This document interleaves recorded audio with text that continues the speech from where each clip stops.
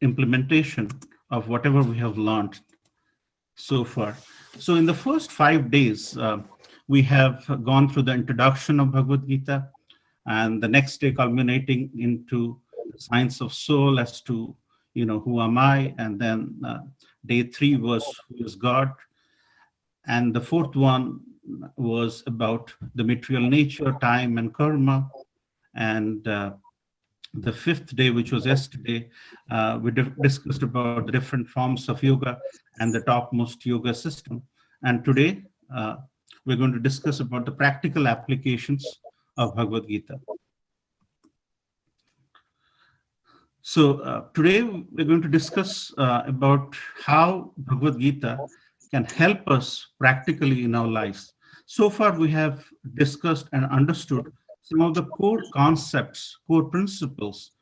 But today, we're going to discuss about this 4 major themes. Why practice Krishna consciousness, the importance and significance of deity worship, and the significance of Prashadam. And after an hour of these 3 topics, His Grace Devkinandan Prabhuji is going to take us to the final 1 hour of this presentation, which is going to discuss about the bhakti at home as to how to practice it in our day-to-day lives. And then we're going to open up for question answers. So hold back your questions. If you want to write down in the chat window, you can do that. So that at the end of the course, some of these topics may get clarified as we discuss, so that if you hold your questions to the end, and we all can discuss your reflections and realizations about this practical application. So without much ado, Ajnanatimrandasya Jnananjana Shalakaya Chakshurmilitam Yena Tasmai Sri Gurave Namo Sri Chaitanya Manobhishtam Sthapitam Yena Bhutale Swayam Rupakadamayham Dadati Swapadantikam Bandeham Sri Guru Sri Uttapada Kamalam Sri Guru Vaishnavamscha Sri Rupam Sagrajatam Sahagana Raghunatham Vitam Tam Sajivam Sadvaitam Savadhutam Parijana Sahitam Krishna Chaitanya Devam Sri Radha Krishna Padam Sahagana Lalita Sri Visakha Vitamcha. Hey Krishna Karuna Sindhu Deenabandhu Jagatpate Gopesha Gopika Kanta Radha Kanta Namastute Tapta Kanchana Gaurangi Radhe Vrindavaneshwari Vrisabhanusute Devi Pranamami Hari Priye Vanchakalpataruvesha Kripa Sindhuvaiva cha Patitanam Pavanebhyo Vaishnavebhyo Namo Namo. Jai Shri Krishna Chaitanya Prabhu Nityananda Shri Advaita Gadadhar Shivas Adi Gaur Bhaktivinoda. Hare Krishna Krishna Krishna Hare Hare Hare Ram Ram Ram Hare Hare. So what a day, which is culminating into the Gita Jayanti tomorrow. And 5,122 years ago, on this very specific day, the army was on the battlefield, getting ready for the mother of all battles. And on that day, on that very day, Krishna was getting ready to be the charioteer of his greatest devotee. And this Bhagavad Gita, or the Song of God, which happened 5,122 years ago based on some calculations, did not occur in a mountain, or it was not spoken to a yogi or, like a sannyasi. It was not discussed to some of the austere living beings. When we start thinking about what it was basically spoken to a householder who was Arjuna, and it was not spoken in an ashram. So it was basically spoken for a real life problem. And Krishna spoke these wonderful verses, and that basically changed the course of how we look at life.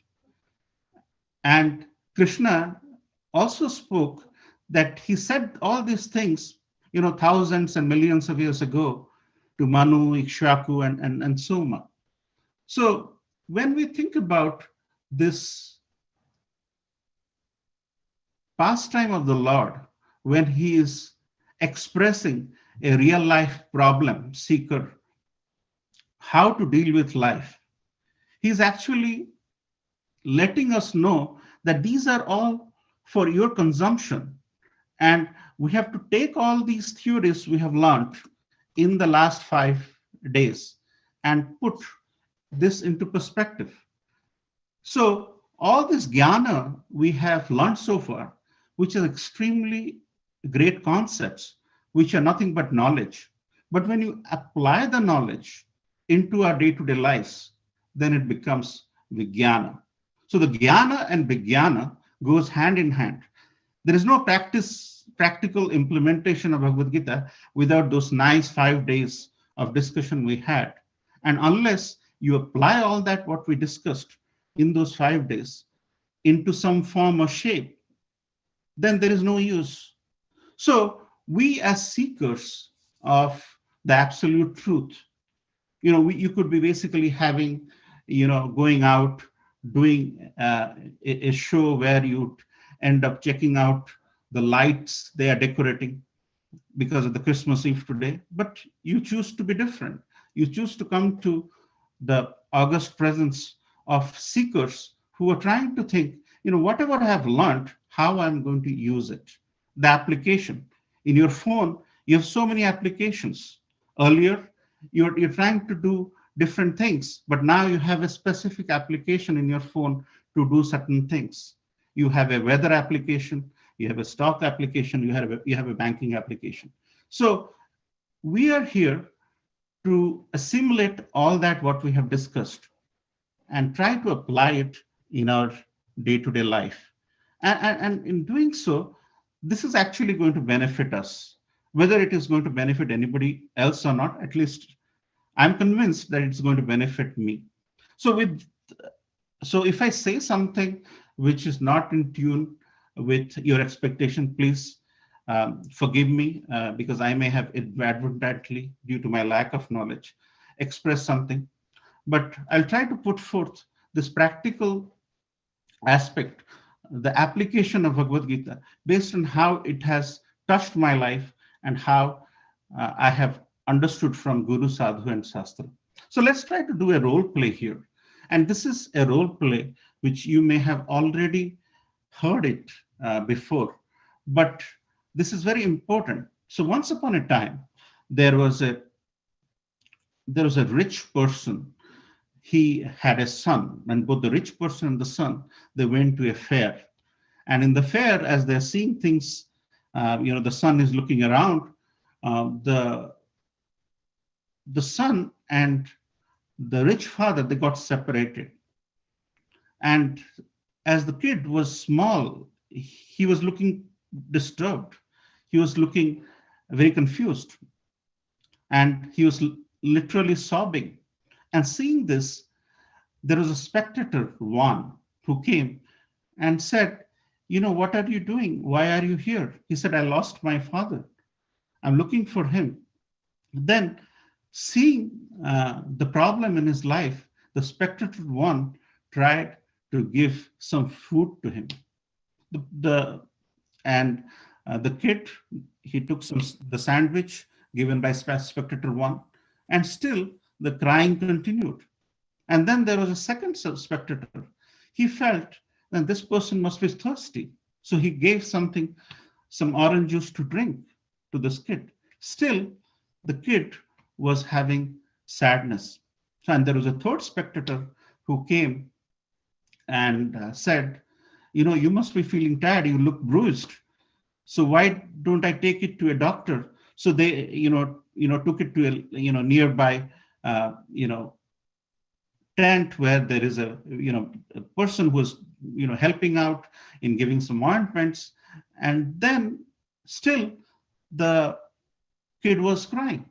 And then there was a fourth spectator who came who said, hey, I think I saw your father 5 minutes back, and I can take you to uh, the father. So the question to all of us is, we had spectator one who was presenting some sandwich and food, spectator two who was giving some drinks to the kid, spectator three who was trying to help out in the health aspect, and the spectator four who said, I can take you back to the father. So of these four spectators, who do you think was helping the kid the most? You don't have to say it, because we really have a lot to cover today. But if you can use the chat window, you can specify 1, 2, 3, 4 who you think, the spectator one or spectator two, spectator three or spectator four, who was helping the kid the most. So if you can just put the number 1, 2, 3, 4 who you think was doing the right thing, then we could just take some role play and try to discuss. uh, yeah, I'm seeing some responses, pretty much exactly. So we have most of the answers are coming in, it's trickling in. So we have pretty much everyone saying the person who is going to help uh, by taking the kid to the father is is uh, is the real thing. So the first spectator who is trying to give the kid.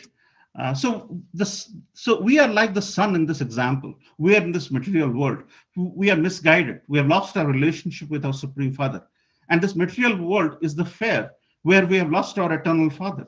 And the spectator one is actually like the demigods who are offering to give us some help by give something which are fruitive, which is giving us food, for example.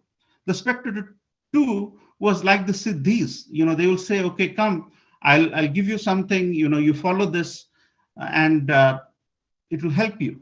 Spectator three is actually like someone who is going to give you this exercise yoga where you take the air from one orifice of yours and you release it from some other orifice. And because of that, exercise yoga is going to help us, because he was trying to help in providing health benefits. And all the spectators, 1, 2, 3, the demigods, the siddhis, and this this exercise yoga where they will ask you to stand upside down and take the air from this orifice of yours and release it in some other orifice. They are essentially temporary, because we have learned that the 5 days have taught us that we are not the body, and they're all trying to help us in the bodily platform level. But the spectator four, who in this case is going to take us back to the Supreme Father, our eternal Father, he is actually doing the right thing. So the practical application of Krishna consciousness is identifying what we need to do to take care of our reunion with the Supreme Father. So that's why Krishna in Bhagavad-Gita 14.4 says, Sarva yoni sukunteya murtaya sambhavantiya tasam brahma mahat yonir aham bija pradapita. That means bija pradapita. See, I am the seed-giving father of all species of life, which is mentioned in bold here. So Krishna 14.4 explains that he is the seed-giving father. He has impregnated all of us directly or indirectly, and he is the seed-giving father of all species of life. And the 5 days of the science of self-realization has made us believe that who we are, who is the Supreme, and what is the relationship between the Supreme, and how. So we have established the fact that we are that son who have been misguided, we have lost out in this material world, which is like a fair, and there are different solutions which are being posed to us. But the person who can take us back to that eternal spiritual Father, which His divine grace says, the Supreme Personality of Godhead, is the real helper in this case. So the two reasons why we want to practice Krishna consciousness, because it is true application of what we have learned. And in this role play, we have an opportunity to get reunited with our spiritual father. So let's go and discuss the third reason. So in Bhagavad Gita, Krishna is answering Arjuna. Arjuna asks that, hey Krishna, this chanchalam hi mana Krishna, pramati valabhadratam, tasyam nigraham manne, vayu iva sudukshikaram. This means this mind is restless, turbulent, obstinate, and very strong. O Krishna, and to subdue it, I think it is more difficult than controlling the wind. So these people were promising to control wind out in our body by taking it in one orifice and letting it out in another as a cleansing process. Arjuna is a very, very powerful person. Arjuna had the capability to control his sleep. He is known as Gudakesha. So he used to unleash his arrows in the dark and he could hit the target by just hearing it. He is saying it's very difficult to control the mind. It's more difficult than controlling the wind. So he can shoot the arrow and control the wind as to how the Bernoulli equation goes and tries to control the wind around the shooting of the arrow. He can control the wind, but he cannot control the restless, turbulent, obstinate mind. And what does Krishna replies in the next verse? Sri Bhagavan Uvacha. Asamsayam mahabahu mano durnigraham chalam abhyasena tu kunteya vairagyena chagrihate. That means this restless mind you can only control by practice and detachment. Suitable practice and detachment. So the essence of Bhagavad Gita, as we see from the lotus mouth of Krishna, is practice and detachment. It's all about practice. We all are sadhakas. We are in different phase of our life, trying to seek the Supreme. And by just sheer practice and detachment, we can only learn how to control everything. Practice and detachment. And the fourth reason is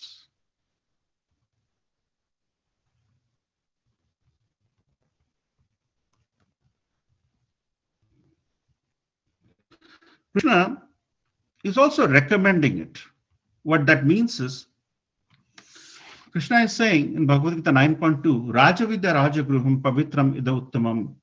That means this knowledge is the king of education, the most secret of all secret, and it is the purest knowledge. And because it gives direct perception of the self by realization. So when we talked about three pramans, the Sabda Praman is the topmost way. And here, who is giving the Sabda here? The Supreme Personality of Godhead, Sri Krishna, the Purna Purushottam Krishna, is recommending it. That this thing, what I'm telling you, Arjuna, is the topmost knowledge. You have to follow it.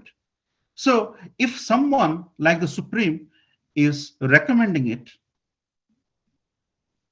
and based on that Sabda Praman, we have to practice Krishna consciousness. So these are the four aspects which exemplifies why we should practice Krishna consciousness. Because we are not the body, we are spirit soul. Each soul has an eternal dynamic relationship with Krishna. Because of the two birds in a tree sitting each other, and one bird is looking at the other bird, eating the fruits of the tree. And we have that eternal relationship with Krishna. And our actual life is in the spiritual world with Krishna. This is temporary. Dukkhalaya Shushtakam. That means this is very temporary. We're here for 60, 70 years and we are pretty much done. And there are many pastimes, there are many rasas we can express with the Supreme Personality of Godhead, like singing, dancing, playing, and there are so many rasas, the Santaras, Dasyaras, Saksharas, Vatsalyaras, Madhuryaras. And because Krishna is a person, we can express our rasas through the different relationship.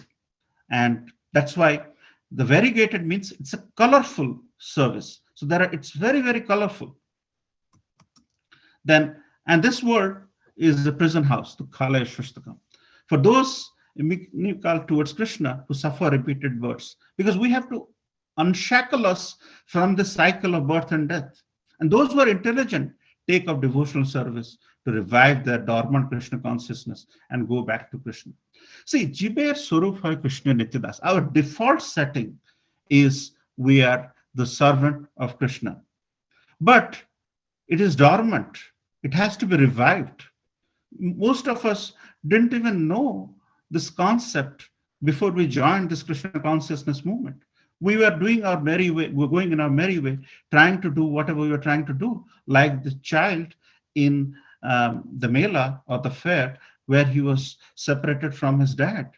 It is very much dormant because Jiber Swarupa Krishna Nityadas, that means our default setting is Krishna Nityadas. So when you buy a computer, it comes with some default settings.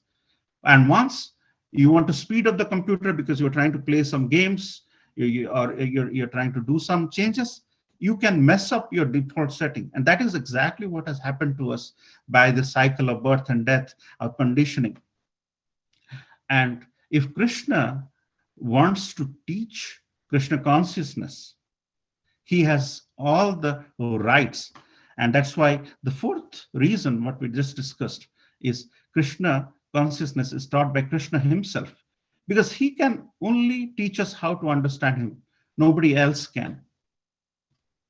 And that Krishna consciousness for the age of Kali, in terms of Brihad Naradiya Purana, 38.126, Harer Nam, Harer Nam, Harer Nam, I Kevalam, Kalo Naste, Vanaste, Vanaste, Vagati Aneta.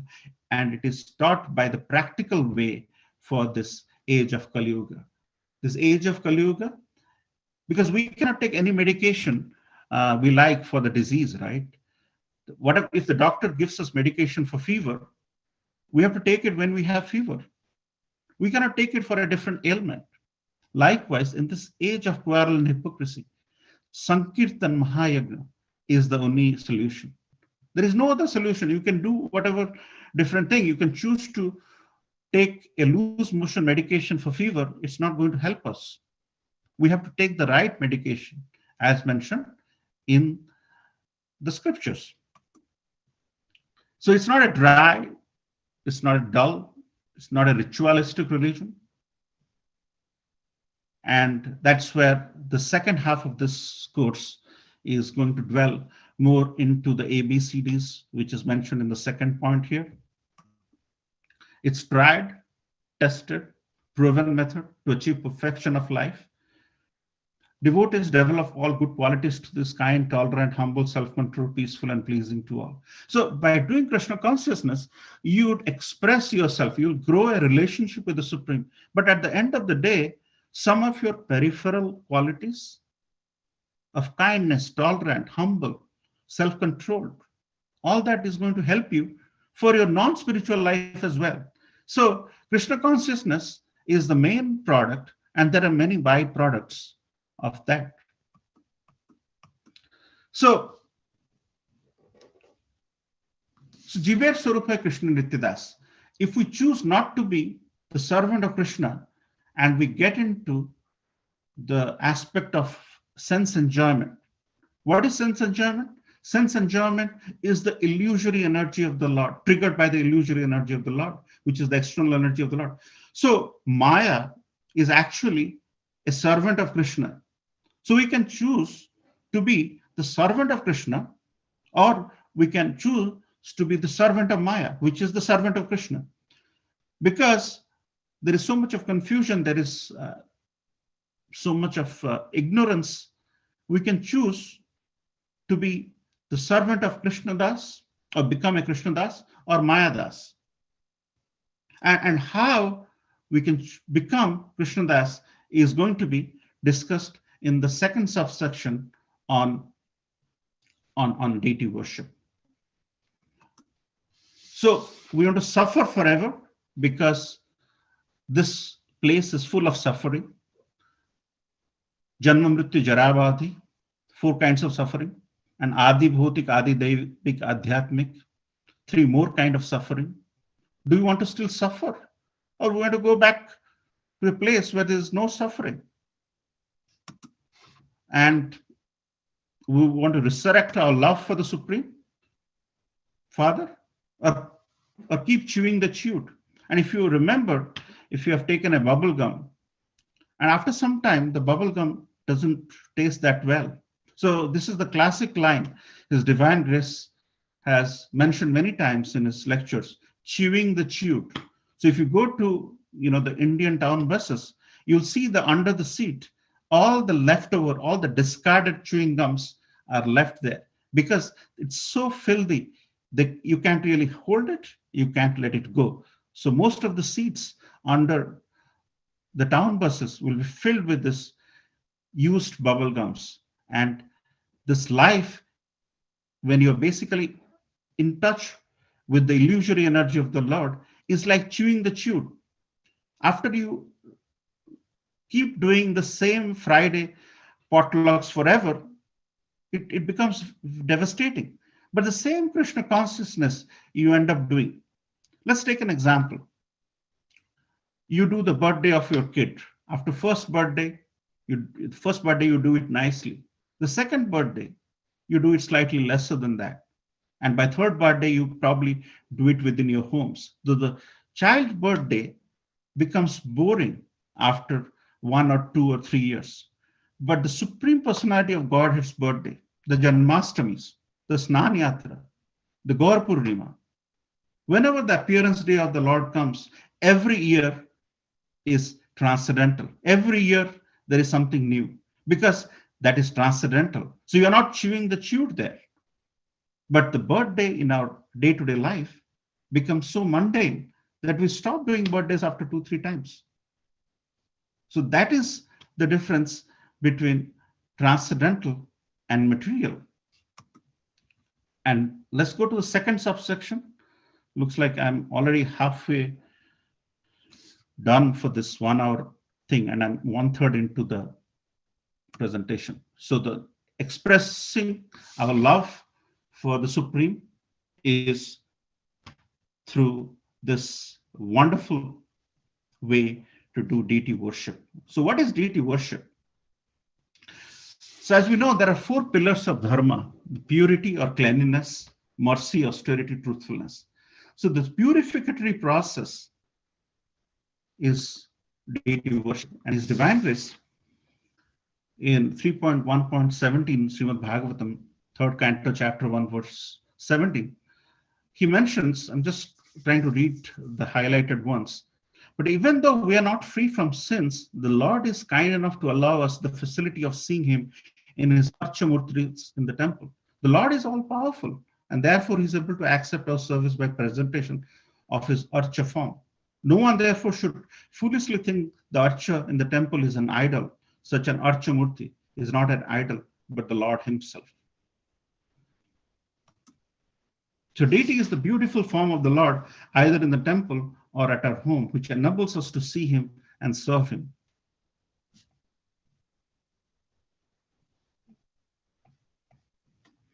Archa Vigraha is an incarnation of the Supreme Lord.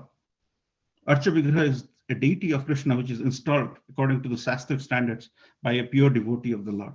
So as you can see, His Divine Grace, Srila Prabhupada, at the age of 4, is doing Aarti to Lord Jagannath's cart in Calcutta when he was 4 years old. This little Abhaycharan is at that age is trying to express his love for the Supreme. And how does Lord Jagannath reciprocate to him? Through his hands, Lord Jagannath comes out for Rath Yatra, first time in the Western world, in 1967 in San Francisco. So if you love the Supreme in the form at a so early age, how can Lord not reciprocate? So it's very astounding to think how Lord is manifesting in different forms and how they love us, how the Lordships love us.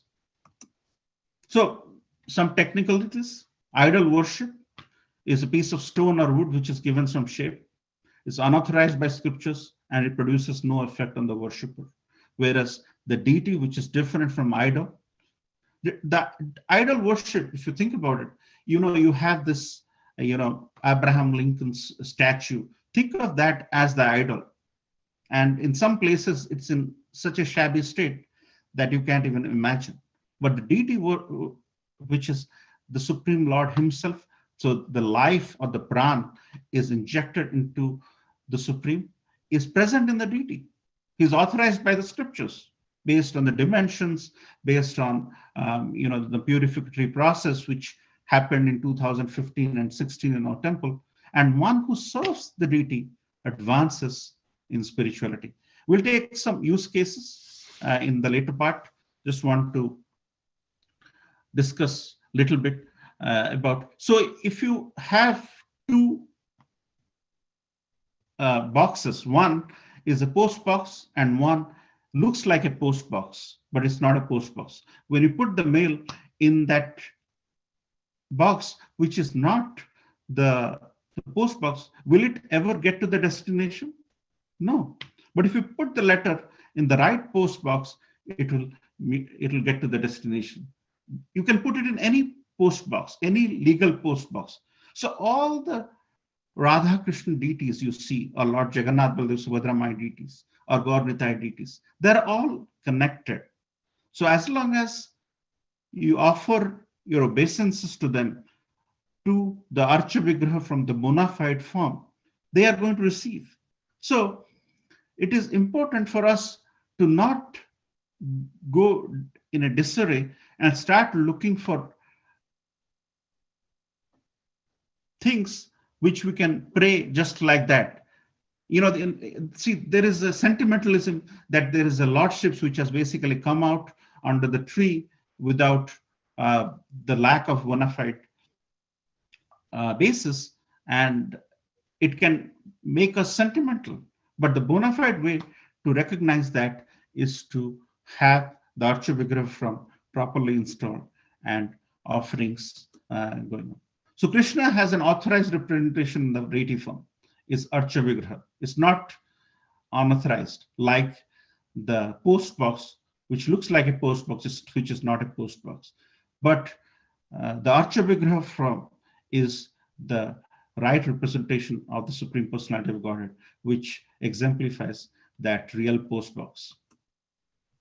So the impersonalist, they think the Lord is Nirakar. They don't have a form.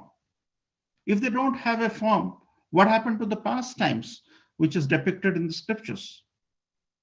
So according to them, Krishna and devotional service to him are products of illusion. They think that God is formless. For them, everything is one.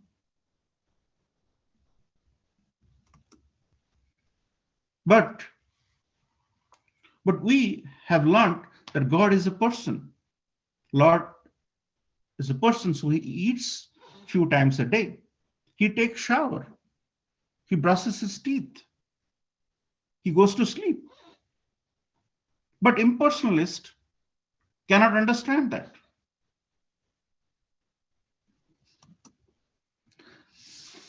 So there are many steps, but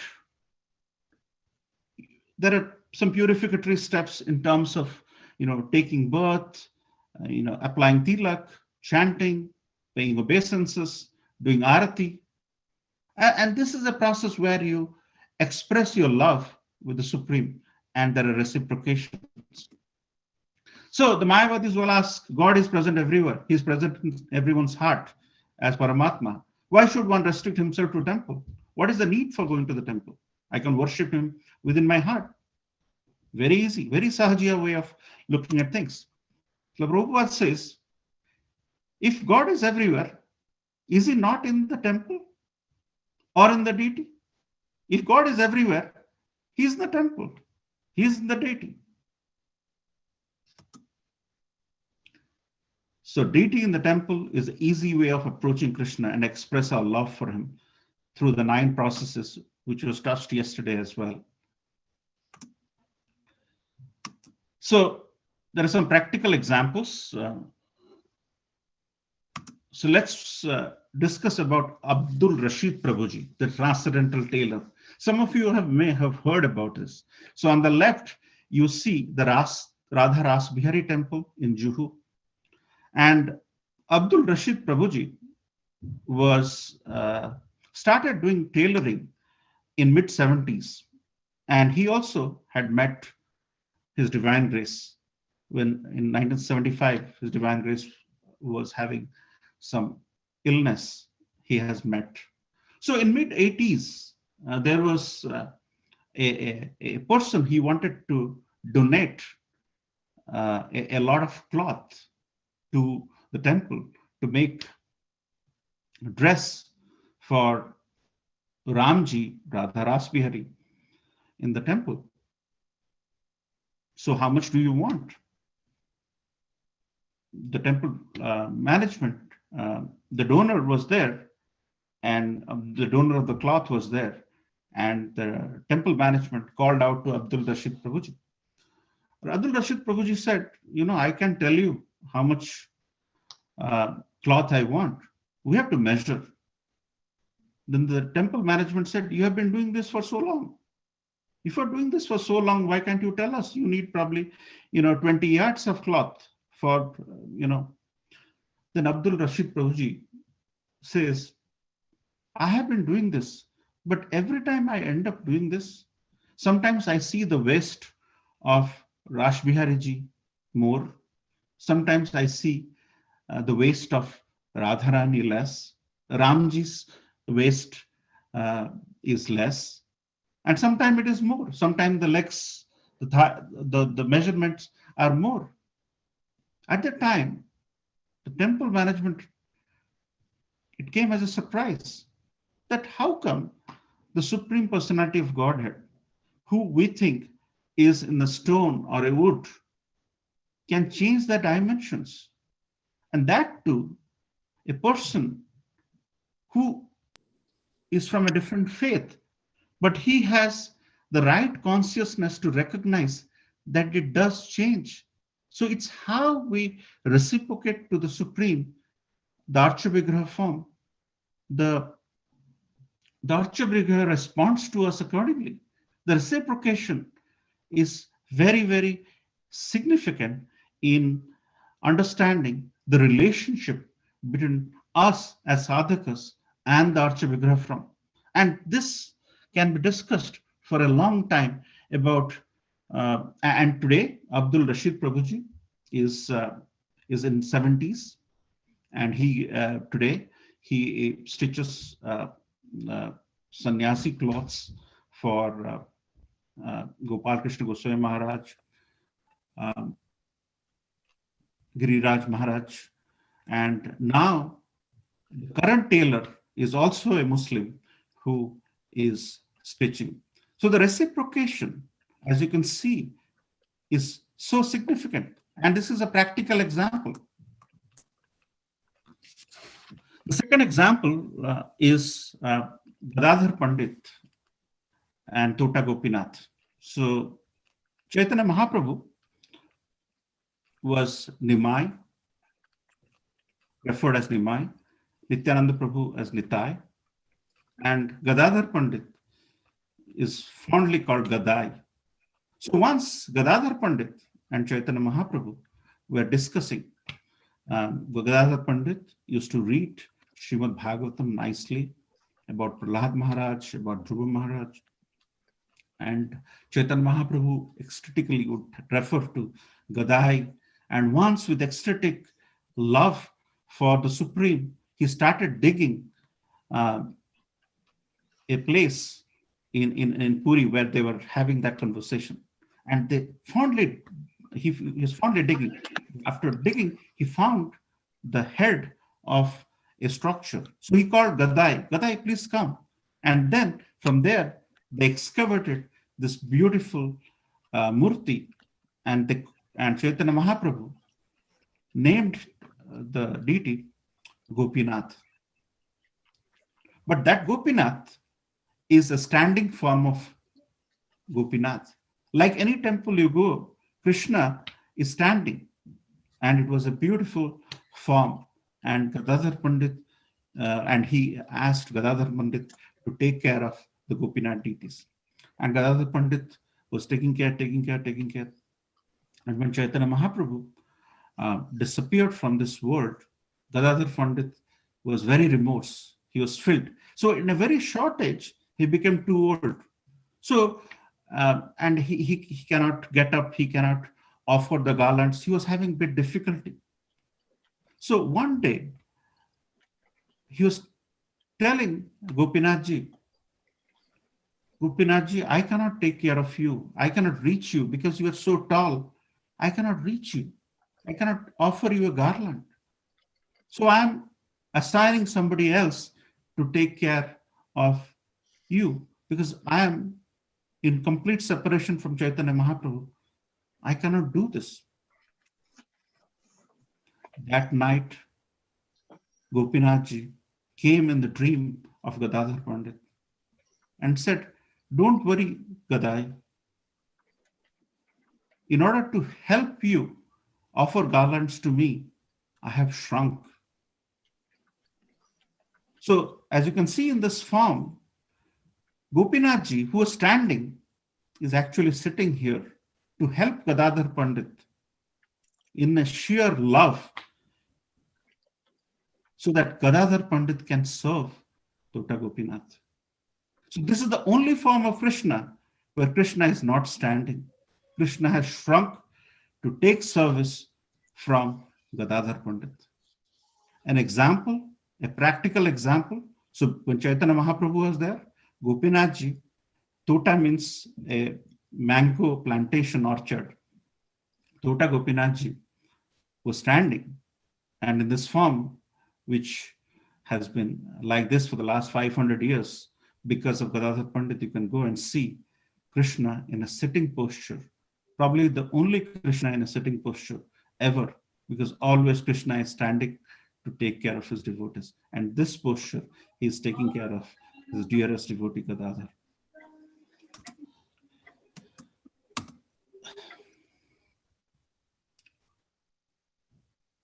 So we all know about Alarnath. Alarnath is 17 kilometers from Jagannath Puri. And that's the place where Chaitanya Mahaprabhu exhibited some of the most powerful personalities. In this age, when there is not a machine which can melt the stone, there are machines which can melt iron, manganese, bauxite into aluminum. But there has not been a machine which can melt the stone. And Chaitanya Mahaprabhu, seeing Alarnath, melted the stone, which you can see there. So that's just a point in reference. But the topic of this conversation is there used to be a priest in Alarnath, which is 17 kilometers from Jagannath Puri. His name is Sri Ketana. He is the father of a son. His name is Madhu. So he was taking care of, offering and then taking, offering Voga and taking the remnants as Prashad, and it was going on. So he had to go somewhere for 2-3 days. So he asked his son Madhu, to next day you go and offer and then take it away because Lord eats, so you offer. So the next day he went away. His son Madhu, he went to offer the Bhoga. And then he went out playing. After an hour he came and he saw Lord has not eaten. So Madhu said, please eat, Alarnath. And then he went away to play. And then after another 1 hour, he came back and he saw the Lord has not eaten anything. He said, Alarnath, my father has told that I have to give you food so that you'll eat. Please, with so much of love, he said, please eat. and he went away. And third time when he came, he saw the food is gone. The second day, he offered with a lot of love. Madhu offered with a lot of love. And Lord ate everything. There is nothing left. It happened for 3 days. So when the father, Sri Ketan, came back, he realized that the mom and son are hungry for the last 3 days. Then he chastised his son. What are you saying? I just told you to offer and you should take it out. Lord doesn't eat anything. So on the fourth day, he asked Madhu to take the offering and he sat behind the door to see what's happening. So when Madhu went with so much of love and offered to Alarnath, and he saw, and Alarnath came and he was eating. And on that day, the offering was hot kheer. And when the father from the doorstep saw this, so he came running to see, hey, what are you doing here? Then Alarnath came back to the stillness and said, I take offering with love. Because you do not offer with love, I do not take it from you. And in that process, the hot kheer spilled on his hand. Until today, if you go there, you'll see Alarnath's right hand with blisters. It's the burn marks because of the pastime which occurred. So this is another practical example. And the third topic I wanted to cover is about Prashadam. So there is no difference between Krishna and Krishna Prasadam. Krishna is manifesting himself in as Krishna Prasad. So Sachinandan Maharaj once went and he went to Jagannath Puri and he was having and the king of Puri, Sachinandan Maharaj, and some of the Puri Pandas, they were starting to have prasadam.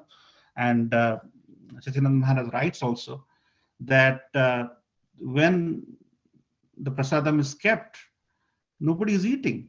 So Sachinananda Maharaj is looking to everyone that why you are not eating. The king of Puri, Dibya Singh Dev, he says, the prasadam has to be at an upper level. And if the prasadam is kept at an upper level, because there is no difference between Krishna and Krishna prasadam. So once the prasadam was kept at an upper level and they all changed to sit on the floor, they all started taking prasadam. So Krishna says, the devotees of the Lord are released from all kind of sin because they eat food which is offered first for sacrifice. Others who prepare food for personal sense enjoyment verily eat sin. So what happens is the Supreme Personality of Godhead has created this universe, and there are demigods like Suryadev who usher sun rays. The water get evaporated, it turns into rain, and the rain comes down on the grains, and the grains erupt, and the grains are harvested. Then the person takes it and eats. But so in this process, who is the proprietor here? The Supreme Personality of Godhead. Everything belongs to him. In this case, the grains belongs to him. So whenever we go to India, even if in our house, our father may be having a scooter, but when you want to take the scooter out, you first ask your father, Father, can I take the scooter? You don't just like that take the scooter out because your father may have engagements. So likewise, in this example, because the proprietor is the Supreme Personality of Godhead, without offering to him, if you take something, it is stealing. It is you're trying to snatch something out when there is no offering. There is a cruelty angle when you're doing meat eating, which will be covered in the later part.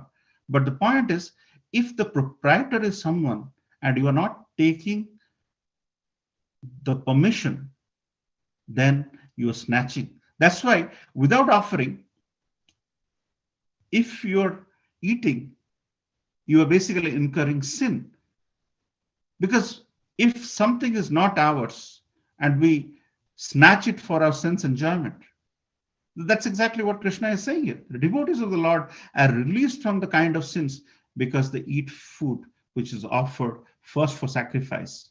Because there is an element of sacrifice. Eating something which belongs to someone else need that element of approval, need that element of. So when the calf takes the milk, the calf nicely goes to the mom and drinks. And then the cow, who is actually the source of everything, the energetic, the energizer, she gives milk abundantly. But the day calf doesn't go to take milk, the cow doesn't give milk. If the mom cow dies, calf goes to a different mom to take milk, the calf is not happy. So the moral of the story in this context is, if there is a proprietor, if the aspect of recognition of the proprietor is followed, then there is value in that proprietorship. So that means you're basically telling Krishna that everything came from you. You did the sun rays, it went to evaporation, it turned into rain, and the grains came out. And can I take this? Please partake this, so that the remnant, so please enjoy this, please. So what you're offering is bhoga, the enjoyment of the Supreme. And what is the remnant, which is the prasadam? Krishna glances, and then it becomes prasad. So three things never get contaminated: the holy dust of Vrindavan, the Mahamantra cannot be contaminated, and Krishna Prasad in the form of Jagannath Mahaprasad. It cannot be contaminated. So that's why when you go to Jagannath Puri and you're eating from, so the Panda will try to give you something, and then he eats, and you just say, don't eat because I have done, I have already eaten from the same plate. I may have done jhuta. Then he will become angry. He says, how dare you say that you can jhuta Jagannath Prasad? You do not have the potency to do jhuta of Jagannath Prasad. The Jagannath Prasad, from the same plate, all of us can eat, and it is still the purest form of food. So expression of our love to the Supreme Personality of Godhead is, so Sambandha, Avideya, Prayojana. Sambandha is all about gathering all the essentials, and Avideya is like experimenting, and the Prayojana is trying to get the mature result, if you want to think that way. So it is all about expression of our love for the Supreme Personality of Godhead by cooking different things. So the question becomes, how does the Lord eat? Because it's a very important question everybody talks about. How does Lord eats? So if Krishna can become heavy on Trinavarta, if Krishna can expand from the throat of Aghasur, as Krishna is saying here, I just glance and I accept it. So there are two things happening with this process. First is accepting. He accepts it by glancing, by looking, referred in Hari Bhakti Vilas, which is written by Sanatan Goswami. And I taste the preparation through the tongues of the devotees. So when you're tasting the prasad, we have to taste it with the right mind, because the Lord is testing it through your tongues. It's very assuring. He glances, because if Krishna can expand, Krishna can become heavy in the example of Trinavarta and Aghasur. Why it is difficult for us to understand Krishna can eat, can accept by glancing? He accepts it by glancing, and he tastes it through the tongues of the devotees. And what kind of offering we should give? We should, and here Krishna explains very nicely, if with love, it's not what you give, it's how you give. You do it with love and devotion, a leaf, flower, fruit, or water. He accepts it. And there, Loknath Maharaj explains, he doesn't talk about the non-vegetarian stuff here, which is followed with cruelty. So Krishna, so what are the foodstuffs given? Just like the father accepts anything that a child offers to him with love and he feels good.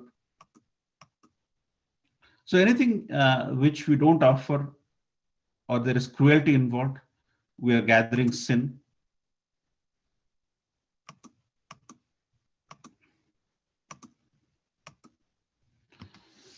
So, so there is a wonderful explanation from Srila Lochan Das Thakur's Chaitanya Mangal about the power of Mahaprasadam. Narad Muni once requested Lakshmi ji to give a plate of prasadam of Narayan. After doing a lot of service, he got the plate from Lakshmi ji. He took it and he was feeling ecstatic. And feeling ecstatic, he went to Kailash. And seeing Narad Muni feeling ecstatic, Shivaji asked, what happened? Why are you so ecstatic? He says, finally I got a plate of prasad of Narayan. Then Shiva said, why didn't you let me have it? Why didn't you think about me? I'm dying to have his prasad. And in the fingernail, there was one grain. In Narad Muni's fingernail, there was one grain. And Krishna and Shivaji took it, and then he started dancing, as you can see here. And seeing and the Shivaji dance, Parvati came. He said, what happened? He says, I ate the transcendental prasad of Narayan. And Parvati ji became very angry as to, I am your better half. You didn't give me anything. And seeing Parvati ji angry, Narayan appeared and said, don't worry, Parvati. In Jagannath Puri, you'll appear as Vimalaji. The first prasad, when the bhoga comes out from Lord Jagannath, first it will be offered to Vimala, who is none other than Parvati or Durga. And after that, it becomes Mahaprasad. It's a beautiful expression of love of Mahaprasad. Krishna Prasad is full of mercy. When the Rath Yatra happens, to see the Lord coming out in this wonderful form, even the Bhoot, the Pret, all those personalities, they come. And Lord Jagannath is so merciful. You see these three huge, tall pots. Lord Jagannath glances on these plots, and these pots are broken to give it to the to these personalities who have come down to watch him. Jagannath Prasad is so merciful. Krishna Prasad is full of mercy that it is not just for human beings. It is for animals and the people who are suffering through this bhoot and pret. So before I end, it's 8 o'clock. So this is a small riddle for you. If you can mention to me by unmuting that what is the relationship between this picture which encompasses Krishna consciousness, deity worship, and prasadam. The three topics we covered, and in this frame you have everything. So if you can mention, if you can unmute, if I would have had time, I would have spent more. But if you can speak a little bit about what is the relationship between these pictures, which encompasses the three themes we discussed today in the last 1 hour. It's not Krishna easy. consciousness, deity worship, and prasadam. If you can unmute and tell me, that will be so nice. Hare Krishna Prabhuji, can I try? Please. Actually, this picture is of Sanatana Goswami, and then Sanatana Goswami had the deity of Madan Gopal. Now, at that time, he used to offer him bhoga. So whatever dry, however he could make, kacha pakka, he used to offer him, and so many times he did not even have salt. So, and one day the deity requested him that at least he should put some salt in there. So he said, I'm just, I go and beg this, and then I offer it to you. So how do you expect me to take care of you with all opulence? So the story is that one merchant was passing by and his ship gets stuck in the Yamuna and in Yamuna waters, and then he wants it to come out somehow. So somebody advises him that he should go to Sanatana Goswami, and Sanatana Goswami then says, it will come out. So then the merchant says, whatever benefits I get, I mean, whatever from selling these items, I'm going to give it as a donation to build the temple. So then the Madan Mohan temple is constructed based on whatever he provides. So he really gets a lot of benefit out of that. Awesome. Thank you so much, Prabhuji. Perfect. Madan Mohan, the wonderful temple right in the middle of Madan Mohanji. On the left side, you see Sanatana Goswami, who was living by begging, by doing madhukari. And on the right, as you rightly mentioned, the atta balls, which are rolled in salt, they're called bati. And the merchant, which Prabhuji mentioned, the merchant is Krishna Das Kapoor, and I think Prabhuji mentioned. But there is a bit of a rasa in this, so I'll just try to speak for a minute. So Sanatana Goswami was the six Goswamis. He was one of the prominent Goswamis in our movement, and he was living in a slight hillock near the Yamuna river, and the place was called Dwadash Aditya.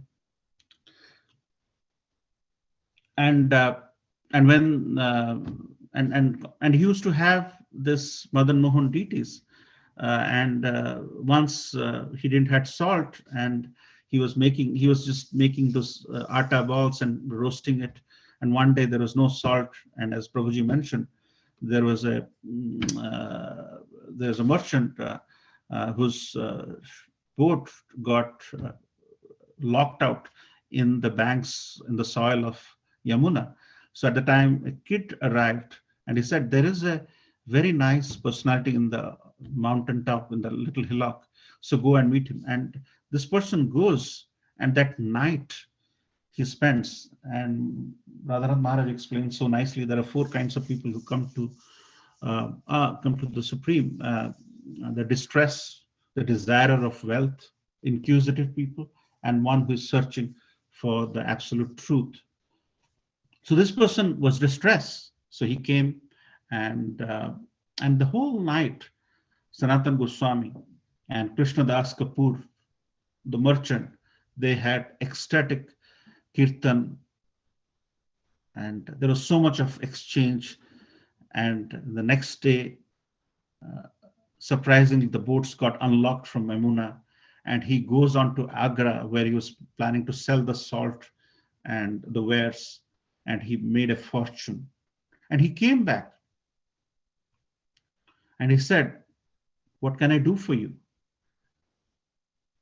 And Sanatana Goswami said, if possible, this Madan Mohan deities of mine needs a better place. I'm moving around. If you can build a temple. So some of the information I have is this person was actually from Peshawar, Pakistan. He went back and came back again and gave the entire money And you see in the middle, this huge temple was built. And then he was initiated by Sanatana Goswami. This is the topmost landmark. This picture encapsulates all the aspects we talked about today. Krishna consciousness from Sanatana Goswami, deity worship in the form of Madan Mohan, and Prashadam in the form of Bhati. And till today, if you go to this temple, actually there is some other events which happened after that. Aurangzeb came and other things happened. We went to Rajasthan. There's a different discussion, but the Bhati, the Prasadam, till today, Sanatana Goswami's masterpiece is still being offered today, and devotees can take it. So it's already 8:07, but if you have to take away something which encapsulates the three practical aspects of Krishna consciousness, deity worship, and prasadam, please log this in your memory and write down your questions in the chat. I'll go offline now, and we have another segment, and which is going to be very exciting because of the content and the speaker. So without much ado, I'll just switch it off, and I'll stop sharing, and I'll hear the nectar. And at 9 o'clock, we'll hear all your comments. So thank you so much for your kind attention. His Divine Gershla Prabhupada Ki Jai.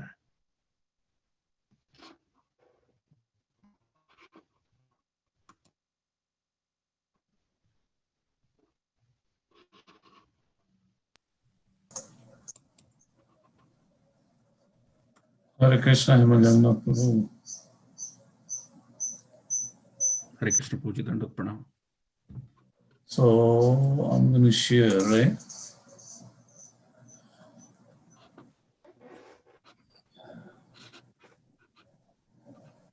We are getting some echo, Prabhuji. Okay. 1 second.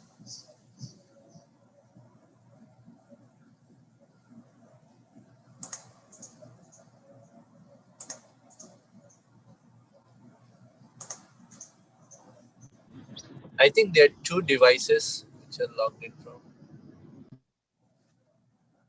Yeah. 1 second. Prabhuji, I think Devanandan Prabhuji has to be a co-host to probably present.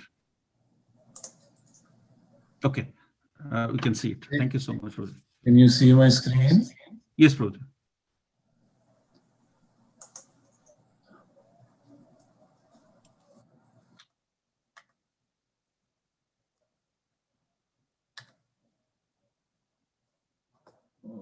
Okay.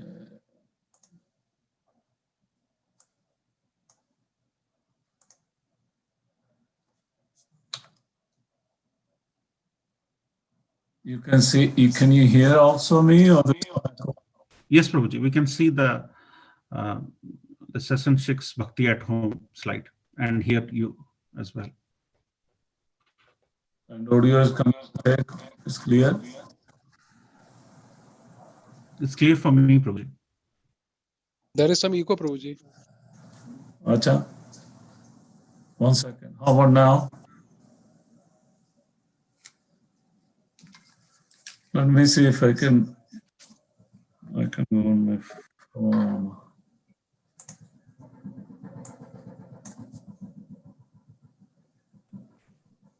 How about now? My audio is okay? Yeah, it's much better now, Prabhuji. Hare Krishna. But still there is echo, Prabhu.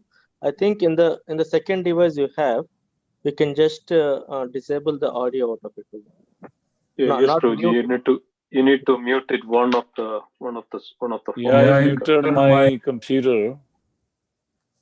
But it's still showing it. You can hang up from the phone, Prabhuji, and I think computer will serve as the audio presentation, video. No, let me. You think so? Okay. Now you try, Prabhuji. Now you try. Okay. Okay. Is it better? Yep. Yes. Hare Krishna. Is that all right? Yes, I Prabhuji. hear myself. We can hear you. Yes, Prabhuji, much better. Why do I hear myself? Hare Krishna. You can hear me?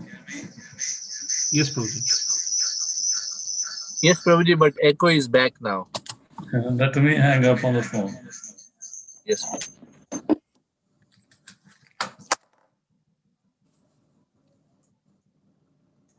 Okay. You can hear me on the computer? Yes, Prabhuji. Perfect. Okay. Thank you. Om Gyanatimirandasya Gyananjana Salakaya Chakshurunmilitam Jena Tasmai Shri Guruve Namaha. So we're running a bit late and we wanted to keep some time for your comments and your reflections. So therefore we will start. So this is, as Himajagnath Prabhu mentioned, this is the 6th and final day.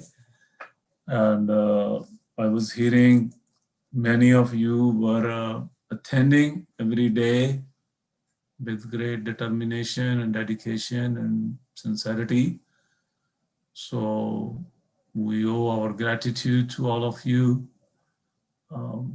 You are very dear to Krishna already.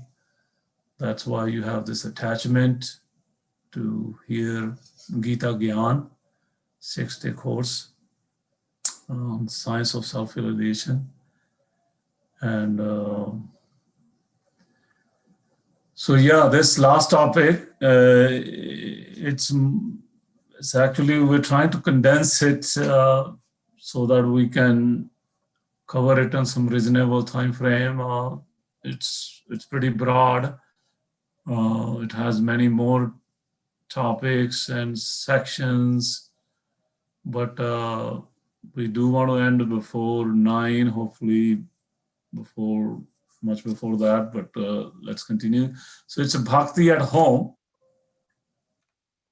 And okay.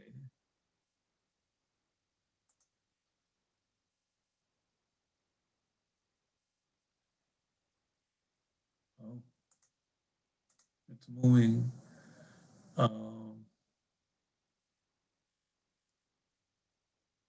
Srila Prabhupada mentions bhakti is simple.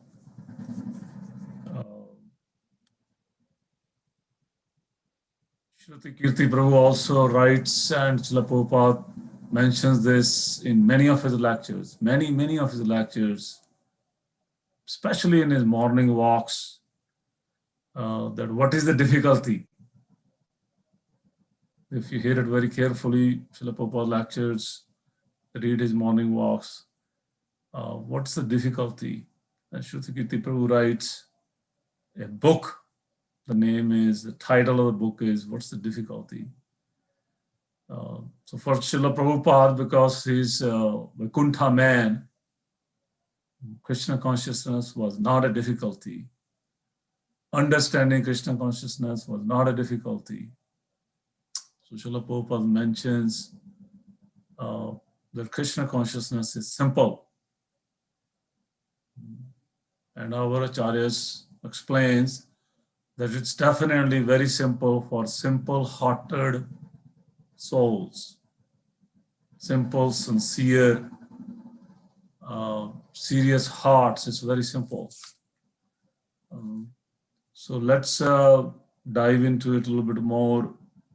How to make Krishna conscious simple. So that Srila Prabhupada mentioned sometime. It's A, B, C, D. We all hear it. We heard it so many times. And we will repeat the same what you heard before. It's the same thing. Nothing has changed. That's one thing in Krishna consciousness. It's not changing because it's an absolute truth.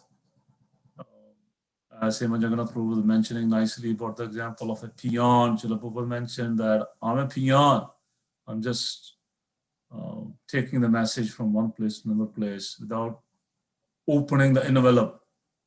You open the envelope.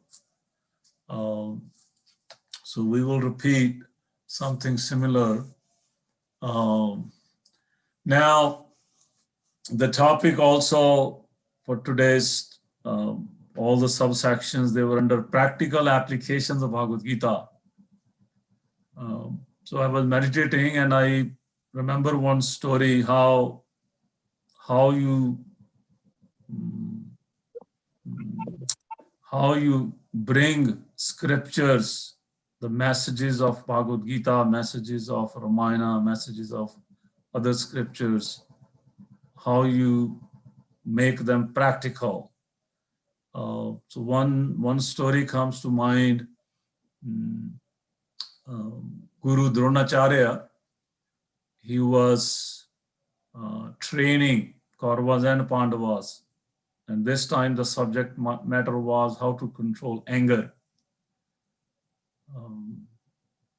So Dronacharya gave them the lesson and then gave them the assignment that you come back after one day and demonstrate how you will control anger. So most of the Kauravas and Pandavas, they came back after one day and they demonstrated how they will control anger. But Yudhishthira Maharaj, he came back, but he did not demonstrate. So Guru Dronacharya said, Yudhishthira, you're not demonstrating. Yudhishthira said, I'm not ready. I don't have an answer. So Dronacharya said, okay, we will give you another day. So Yudhishthira Maharaj is given another day. Another day came. Yudhishthira Maharaj said, I don't have an answer. I don't know. So Dronacharya said, we will give you 4 more days. But after that, no more. You must demonstrate. This is an assignment to pass. So it was almost a week now. So when Yudhishthira Maharaj came back, Dronacharya in the class, he said, stand up, answer, demonstrate. Yudhishthira Maharaj said, I don't know. I don't have an answer. So Dronacharya, being a teacher, he slapped Yudhishthira Maharaj. So then immediately Yudhishthira Maharaj demonstrated, after getting a slap, how to control anger. So Dronacharya said, why didn't you demonstrate before? Why it took that long? So Yudhishthira Maharaj said, hey, only today I got a slap and I got angry. And I had a practical experience. I went through the experiential learning of, until now I had only theoretical way to look at, understand how to control anger. But today I learned practically, therefore I'm able to demonstrate. So to follow, our acharyas tell us that to follow on the footsteps of this great Mahajan, Yudhishthira Maharaj, because he's simple-hearted, he's a great Vaishnava, he's honest, not duplicate. Yes, he is Dharamraj, but at the same time, he's not duplicate, he's very honest, very simple. Therefore, he's applying the scriptures practically in his life. So, for us, we will start with this ABCD. We saw this ABCD association, books, chanting, and diet. Now, some of them I probably will cut down based on the time. I'm watching, it's 8:20 already. So we'll start with A, association. Association, so far, I remember when we were in India going to college, and we would hear, Lion Club Association. I'm sure my dear Matananda knows a Lion Club Association was very popular in India at that time, maybe even today. And there are so many other associations that people take part in. But unfortunately, that's not what we are discussing here. But for some reason, This is more, we want to discuss association at home, also outside, but especially home, especially these days, COVID time, we're home. We're associating with our family members. We're associating with some very close family or friends. Unfortunately, we see that not most of you are actually very pure. You don't have TV at home, or if you have a TV, you don't have cable at all.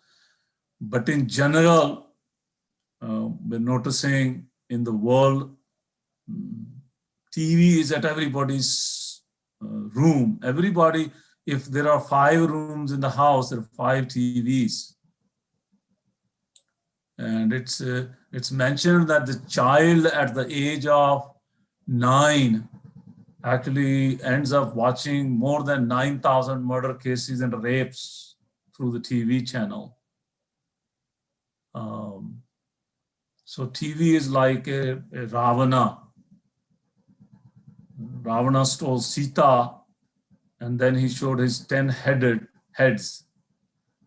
But TV also steals our bhakti, not just through 10 heads, but hundreds of channels. Each channel is TV head.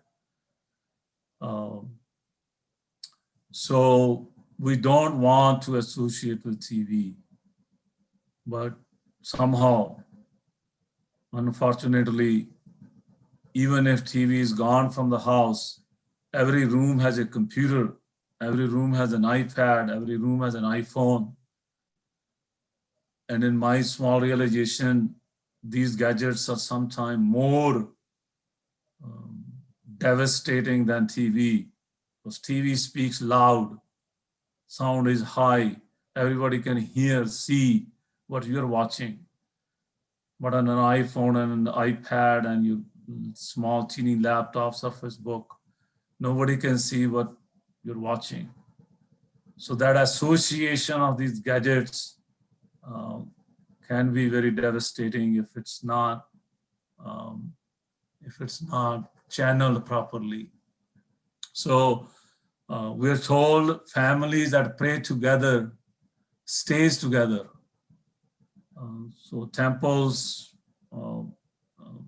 teaches us, temples are like universities. Srila Prabhupada mentions my temples are universities, educational center. They teach the general masses who's Krishna, and we learned in last 5 days beautifully, devotees were explaining who's God, who's soul, what's the relationship with God, why a bad thing happens to good people. So many different topics. But at home, temple, family members coming together, each family member is a devotee. Sometimes when we use the word devotee, we feel like devotee is somebody outside of my home. I'm a devotee, and then other people are devotee, but my own family members, my sons and daughters and wife and sister, maybe not. Or even if they are, I'm not sure if I have much to learn from them. We sometimes minimize their presence. But I personally am going through this realization that, especially during these COVID times when we're inside, every member of the family is so valuable to our spiritual journey. So we must value them, welcome them, inspire them, not just try to think that I have a lot to give to them, but also try to learn from them, give and take. And obviously association of these wonderful seminars conducted by our wonderful devotees, taking the benefits of those. Now, sometime we, at least in the past, now it's COVID, so it's not happening so much, but the tradition is that we go to picnics, or in the Western culture, there's a date mechanism. Even within husband and wife, I heard they give date to each other. That means, okay, we'll go for a dinner date. I still can't fathom what does that mean. I always thought date means, lover and beloved, but I guess there is more to it. So yes, going to trips, going for a dinner date, and those is good to take each other association and hear each other and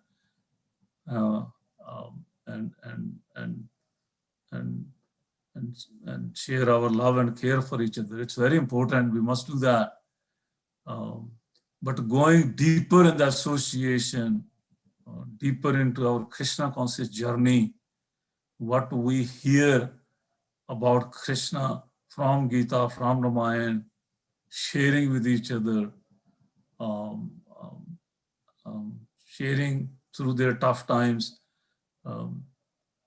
One devotee was giving a wonderful example that how most of you are from India background, you were in India during your youth age, and we see in the winter these ladies, not in big cities, but in villages and towns, these ladies have their wooden chula cooking place.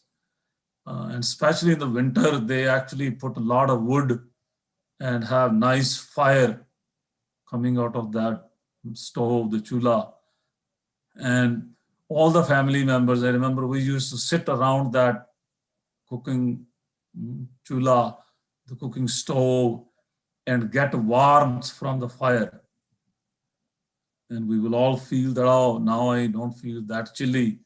It's nice and warm, and which is good. We need that.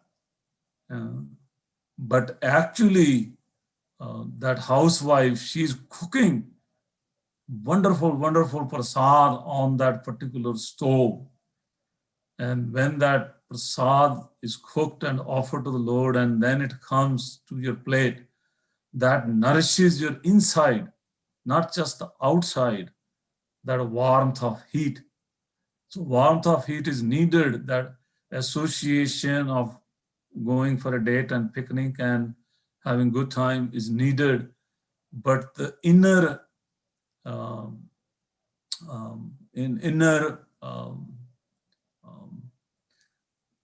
missing the word, that healthy food, that nourishment, the word was, the inner nourishment is so much needed for all of us through this association of our family members, of our dear devotee families, of our dear friends, especially who can share with us the messages from Gita and Ramayana. It's so important. And Lord Krishna mentions in Bhagavad-Gita 10.9 how his devotees, those who give and take, good association, how do they do that? Krishna says, Machchita matgat prana bodhyanta parasparam katyantascha mam nityam tushyanti cha ramanti cha.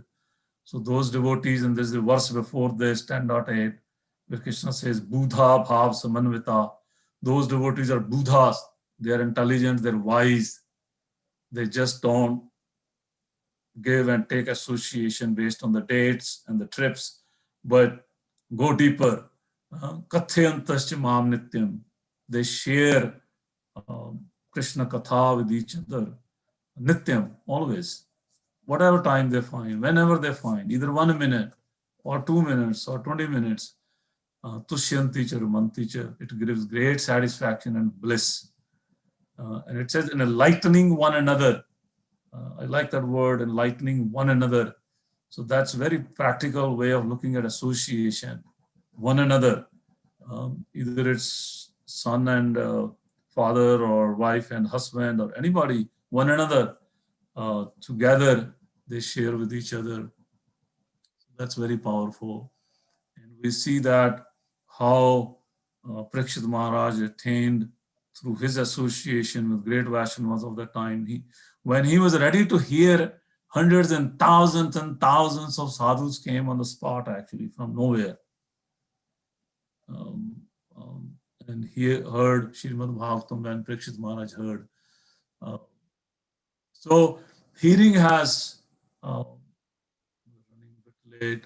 Hearing has, I don't know how to cut this short, but it's just like we hear about Bill Gates and Warren Buffett, and we develop some attraction for them, attraction for the projects.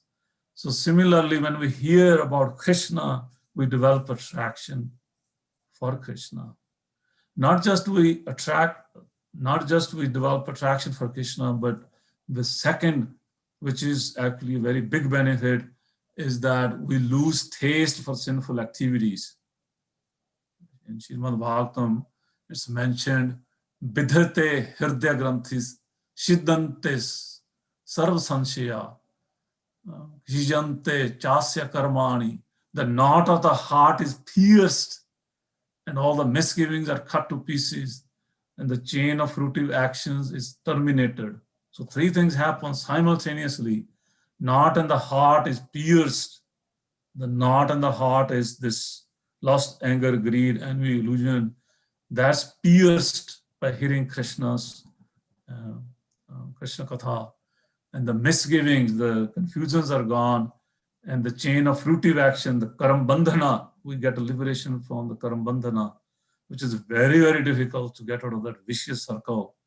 I think my dear Hari Kishore Prabhu was mentioning yesterday how prarabdha and aprarabdha and how bija kutam, how they keep the living entity in this material world forever, potentially forever.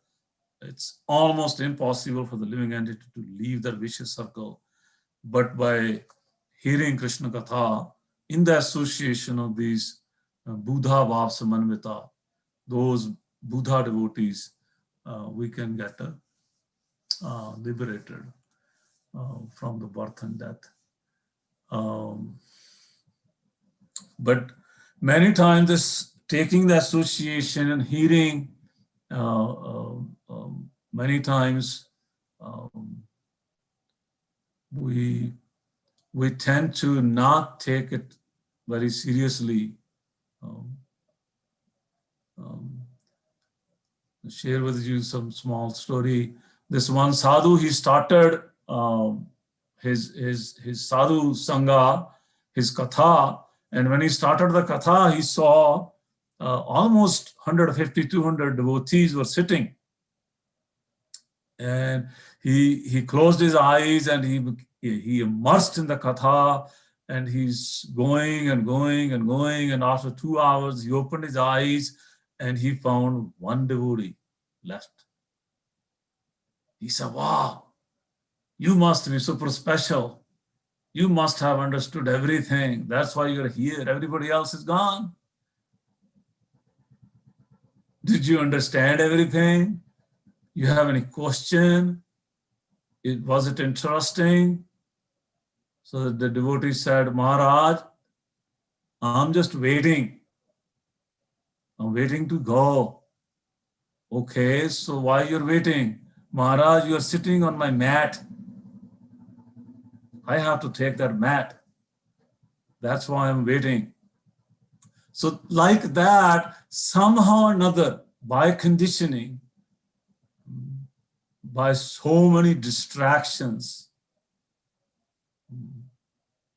our Acharya mentions this massive distractions, distractions of phones and iPads and so many responsibilities and so many bills to pay. Our mind is in so many different directions that even when we hear, we don't hear. Even we have association, we don't take it association. It's not serious.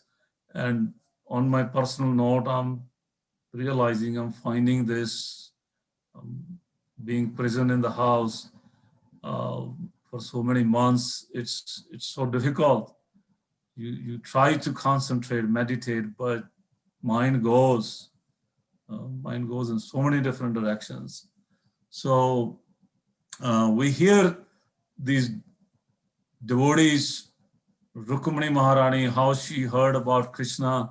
She never saw Krishna, but she was attracted.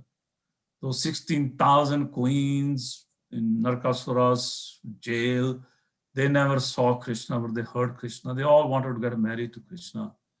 We hear those Brahma Patanis in Vrindavan, how they never saw Krishna, but they heard about Krishna's pastime from the village girls, and how they were so attracted, they were ready to give all their prasadam to Krishna. Brahmanas were logical and rational, but Brahman Patanis, because they heard, their hearts were purified, their Hirdaya Granthis were pierced, confusions were gone, Karambandhanas were broken. Similarly, Mother Shabari, she never saw Lord Ram, but on the order of her Guru, she was waiting and waiting for Lord Ram to come. So association, that much. And then B stands for books. Here we find His Divine Grace wrote almost 80 volumes of books. And then we have Ramayana and Mahabharata. So sadhus give us associations, and sadhu lead us to read shastras, books, and scriptures. And shastras, sadhus give us faith, and our faith becomes more and more stronger. The Shraddha becomes more stronger when we read shastras. Shraddha starts to develop and move towards Nishtha. Srila Prabhupada wrote so many books. There is the Chaitanya Charitamrita, Nectar of Devotion. Many senior devotees in ISKCON, they have written so many wonderful books. Srila Prabhupada wanted his followers to write books. Srila Prabhupada had standing orders from his spiritual master to write books. Print books, write books. He said you can sell the marvels from the temple buildings, but print books and preach through books. So books are the basis.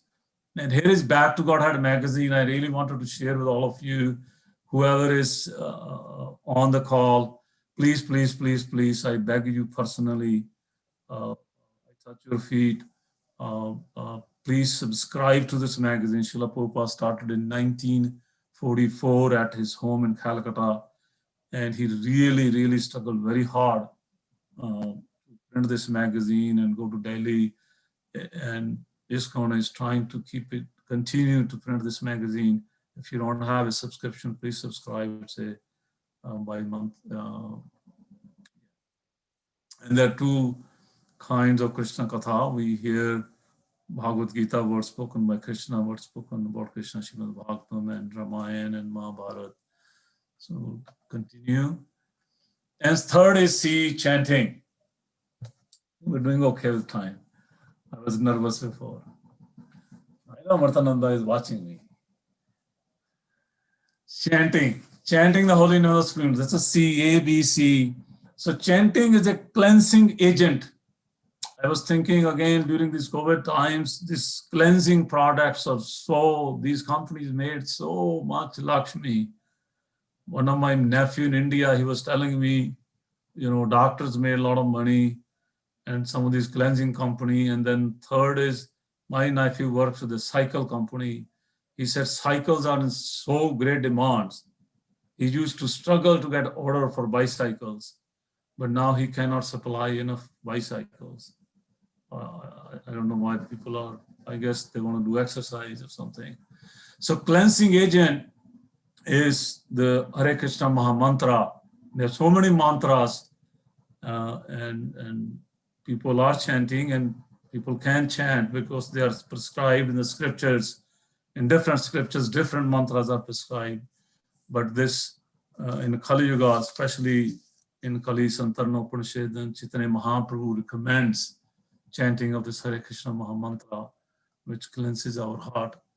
In Chaitanya Charitamrita also, Krishna Das Kaviraj Goswami mentioned, Kali Kale Naam Rupe Krishna Avatar.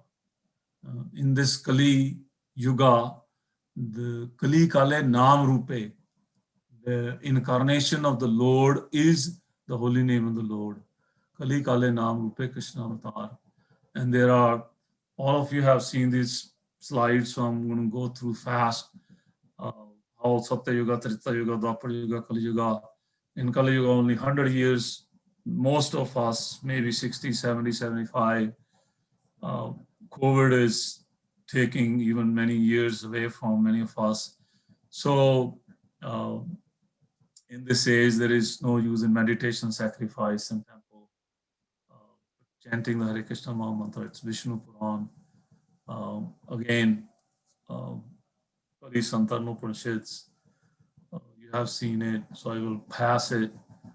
Hare Naam Kevalam, we also saw this verse Sriman Jagannath Prabhu had in his Naradiya Purana. I would pass this. And this modern man, Srimad Bhagavatam mentions how Sumand Madhya, always disturbed, misguided, lazy, quarrelsome. So chanting is easy because we are infected with these 6 things. Always disturbed, misguided, lazy, quarrelsome, heavy, have short lives and unlucky, unfortunate. Therefore, we need something very easy to get attracted to Krishna, to get connection with Krishna, to have that yoga with Krishna. So chanting is easy. And we see here devotees chanting.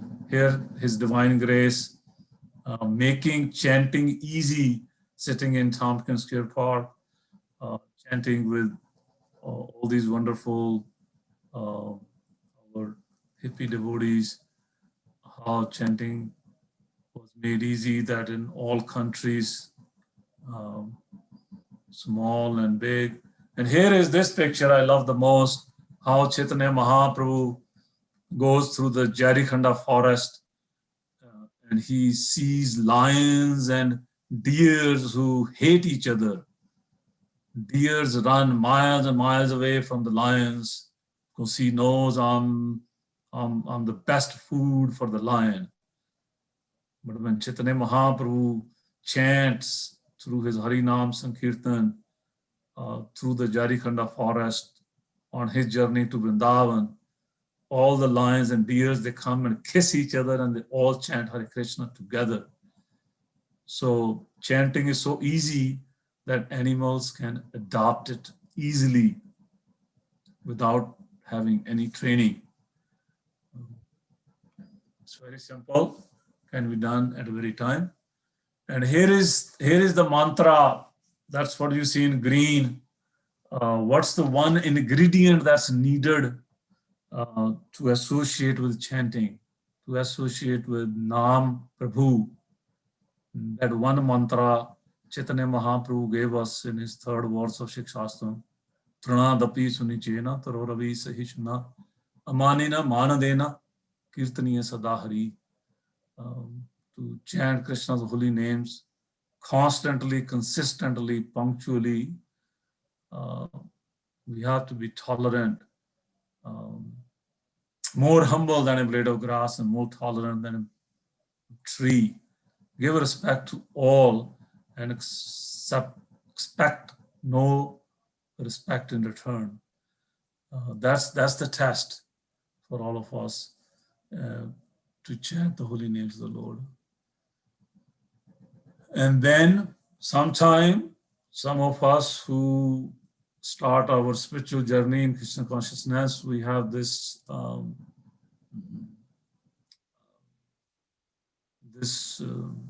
notion that becoming a devotee, coming to ISKCON temple, establish that temple in the home, discussing Krishna Katha, taking association of each other at home, that means I have to leave my job. I probably have to one day leave my family. No. Just like, there are arrows going somewhere. I don't know. Okay. But no, we don't have to do that. Lord Krishna explains to Arjuna in Bhagavad-Gita, Arjuna, you should always think of me in the form of Krishna at the same time. Carry out your prescribed duty. So do both things. The two two tires of the car, two rails on the track. So both things. We chant and remember Krishna, and we also fulfill our prescribed duties, Swadharma and Sanatan Dharma together. See, for chanting, it's just like father is in office always thinking of his sick child at home out of his natural affection. So similarly, and then the last one is diet. I will actually skip most of it. We're running out of time. Vegetarian diet. D stands for vegetarian diet. Meat is not an essential diet for human. Meat is unnatural. Meat eating actually has harmful effects on various aspects of human life. Bad karma due to slaughtering innocent animals. Meat is the food and mode of passion. It says, you are what you eat. Jaisa an, vaisa man. Jaisa an, vaisa man. So sometimes we hear that fish oil and fish is very good for the heart. But one devotee in India, they did some scientific study, and they mentioned that fish has some neurotoxin. It's called methyl mercury, and that actually attacks the brain directly. So fish is for the brain tissue. It's very bad. So we are told, especially Lord Krishna mentions in chapter 17 of Bhagavad-Gita, how foods in the mode of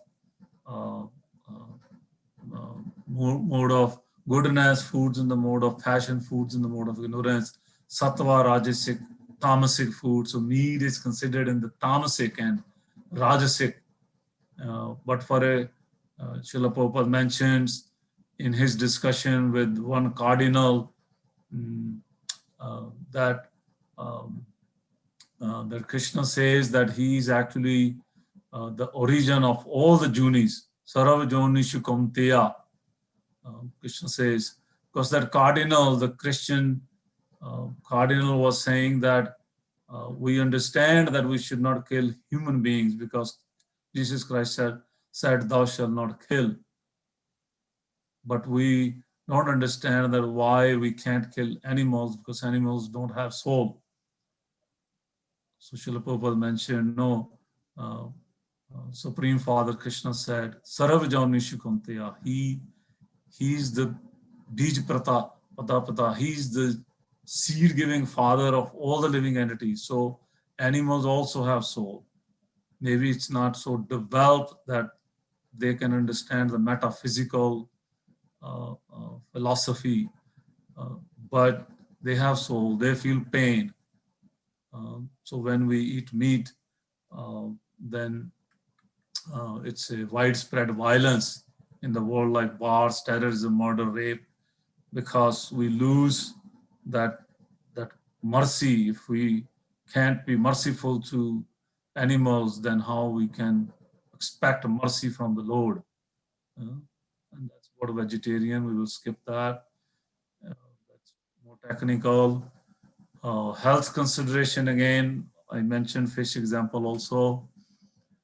Nutritional consideration, I also remember, I heard this before, meat is the source of protein only, and vegetarian, where do you get proteins? But beans, nuts, they have a lot of proteins. What's the highest principle? That we want to become Krishnatarian, not only vegetarian.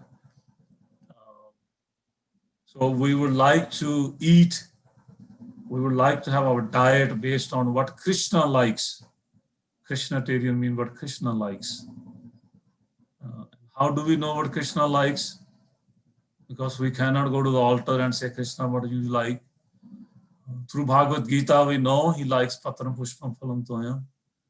But sometimes we're not so satisfied with just that.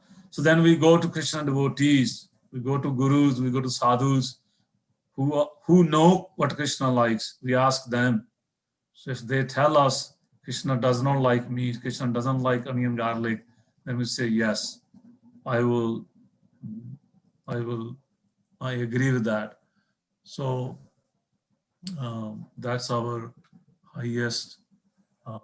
This is the last slide in our discussion. Srila Prabhupada has very kindly given us this practical knowledge, practical knowledge of Krishna consciousness through his divine purports in Bhagavad-Gita, in Nectar of Devotion, in Srimad Bhagavatam. Through his purports, actually, we understand how to apply these scriptures practically in our life. Srila Prabhupada said these purports are his divine ecstasies. He said a few times that he has not written these purports. Somehow they were written during those nights. He was just speaking Krishna's words in that dictaphone. So those purports make it very clear how to understand this ABCD association books, chanting and diet. Srila Prabhupada goes into great detail in his purports, how to apply this ABCD in our lives. And if there is one thing that makes it easier to understand ABCD, I'll share that with this small light example, and then we will conclude. There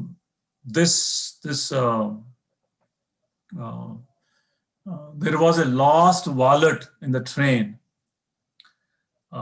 This is in India. It's an actual story. And the collector, TT, I think they call the collector, he made an announcement in the compartment that somebody lost his wallet.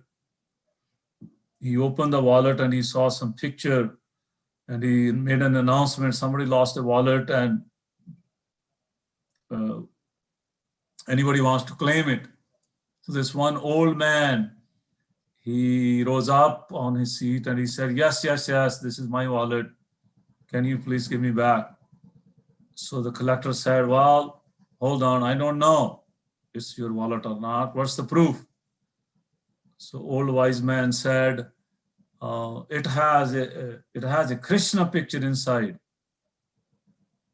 So the collector said, oh, okay, I see some picture is there, but I'm not sure if that's a perfect match.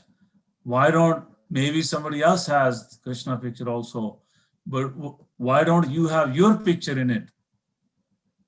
Because then it's a cross verification.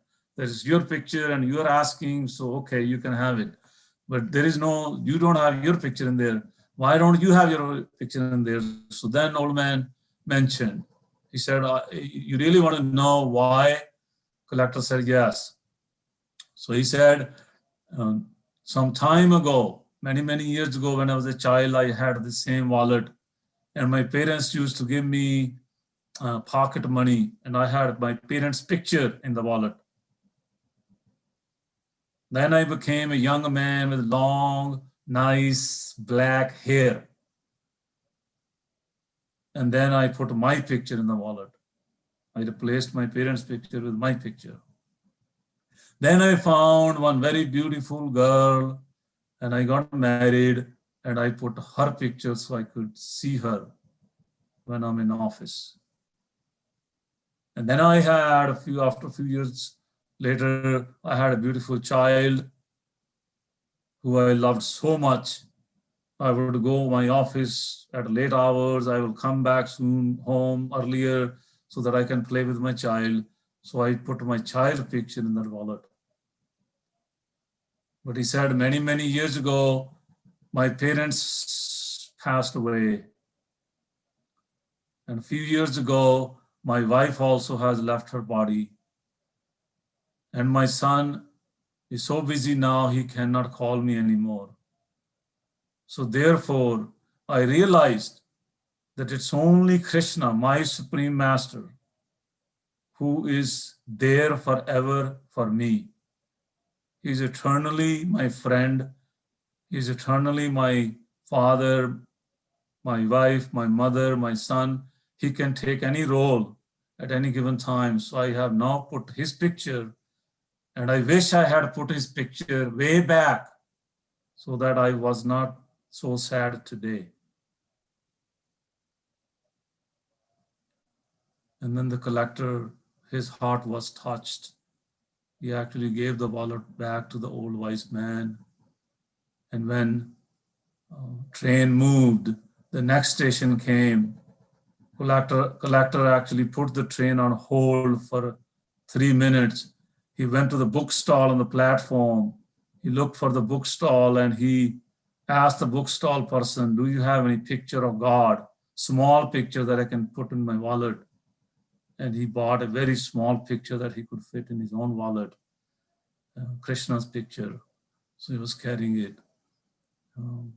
So the message is that when what it makes easier to follow ABCD, Srila Prabhupada mentioned also in many of his purports in the pages of Srimad Bhagavatam, that when the living entity feels frustrated by the material dukkhas, so many dukkhas come in this life, that at some point material entity feels frustrated, and then material entity wants to surrender. He does not find any other shelter. And then material entity finds these following A, B, C, D much easier in practicality, in day-to-day life. I will end with this message. And we thank all the wonderful organizers for organizing this amazing 6-day session series. Generally, we also give certificate to all those who attend all 6 days. I'm not sure what Madhuvati Prabhu's plans are, but if I have to print certificates for those who attended all 6, I would do that as my seva. But now we can open also. I was thinking, Madhuvati Prabhu, you can lead this discussion if others would like to reflect on these 6 days learning session, what they take home, maybe one-liner, 2-liner, something small that they take home from this. That would be very beneficial for all of us for next 10 minutes or so. It's 9 o'clock. Thank you very, very much. His Divine Grace, Srila Prabhupada ki jai. Vaishnava Vrinda ki jai.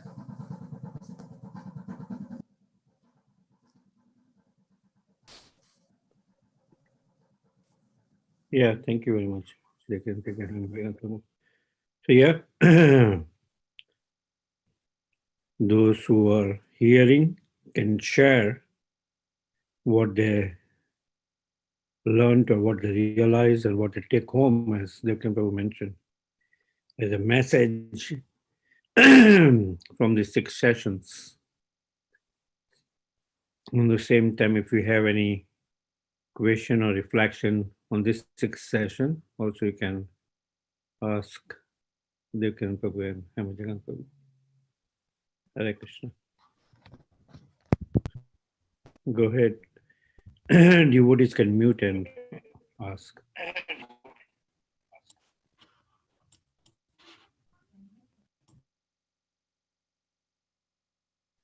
Please unmute and ask.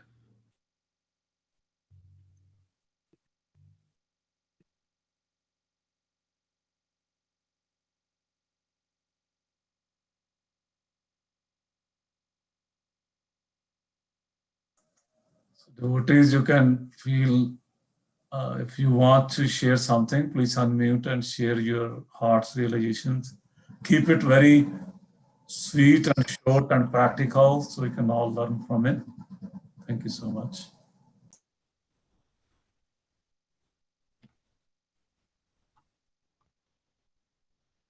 Hare Krishna. Thank you, Dekanandan Prabhu and Hemajagannath Prabhu, for this wonderful session today. Today is the last day. I'm feeling that, we're going to miss these sessions. We don't know, or at least I'm feeling that these sessions are completed. They should have continued. That's what I was thinking. One of the thing. Takeaway basically is I want to read more. That's what I'm thinking. Read more of Srila Prabhupada's books, because the amount of information which is provided in the books of Srila Prabhupada is amazing. That's never ending. The more you read, the more we connect, and the more we relish. So, thank you, Prabhu. Hare Krishna.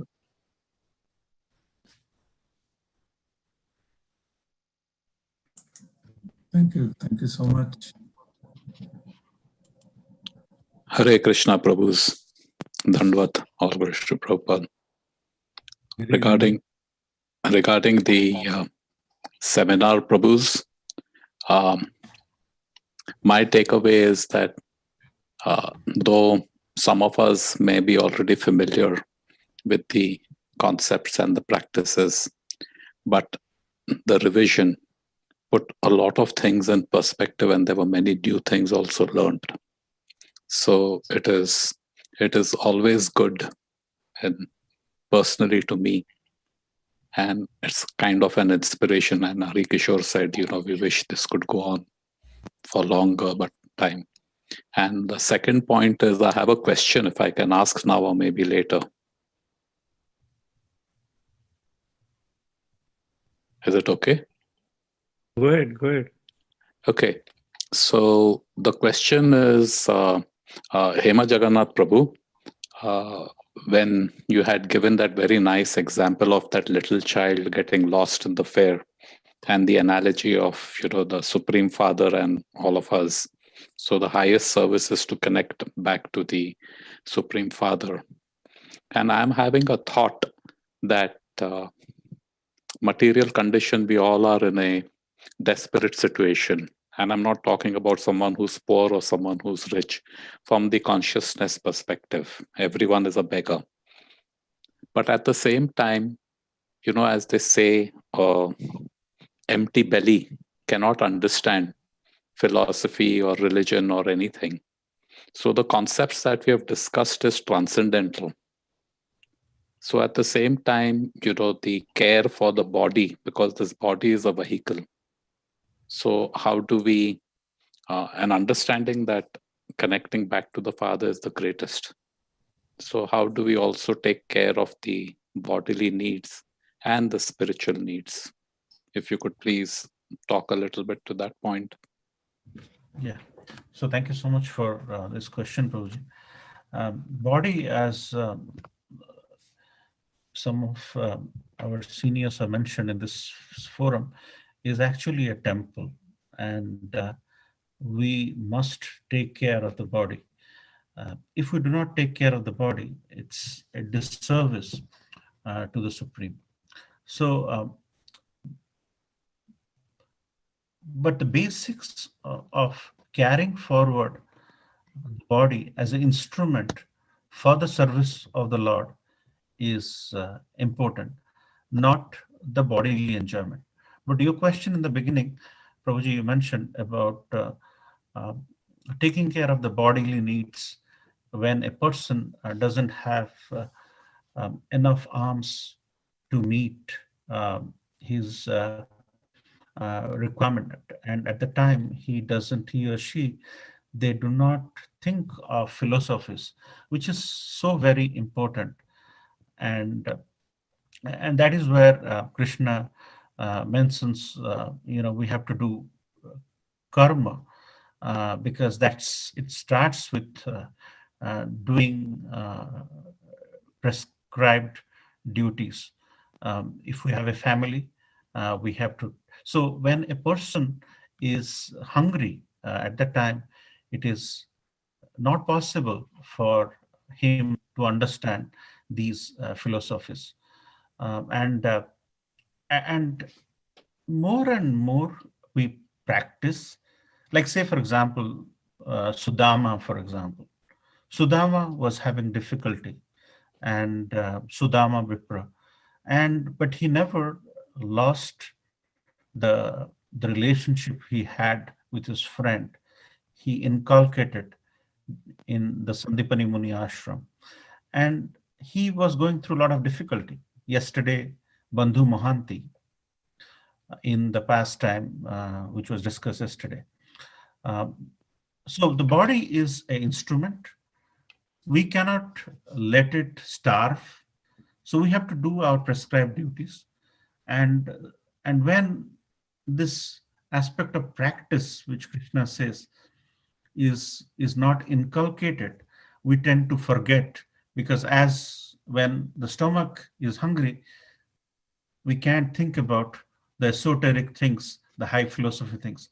So we have to, so to answer, to add to some thoughts, is we have to do a prescribed duties. So karma, which, the karma, akarma, vikarma, which was discussed, we have to do our prescribed duty. Without doing our prescribed duty, that's the reason why His Divine Grace, he was very much against this Babaji philosophy. We have to stay in the confines of our family or whatever, with our parents or whatever is, and we have to do Krishna consciousness, not as an escapist, like how he would term Babaji. So to your point, Prabhuji, to make it short, I think we have to do our prescribed duty and do the basic needs needed, but at the same time, do not forget Krishna. And we have to carry, because this is the body which is given by the Supreme, and this is a temple, and that's the reason why we have this, the various different. So we have to do our prescribed duty in whatever capacity we can, Prabhuji. Hare Krishna. I don't know if it answered. Thank you. Thank you, Prabhu. Maybe I can squeeze in one more question for Devkinandan, Prabhu. You're tough to me. I'm very happy to see you. Prabhuji, this ABCD of the practice, which makes sense, correct? Otherwise, it's just information. And Krishna Ramanand Prabhu had said, information to transformation. So ABCD. So once upon a time, we all were newcomers. And there may be many devotees also who are new to the forum or some understanding, maybe not practice. So what would you say out of ABCD? All are important, but what would be the easiest to adopt for a person who's getting introduced to another type of consciousness or a lifestyle?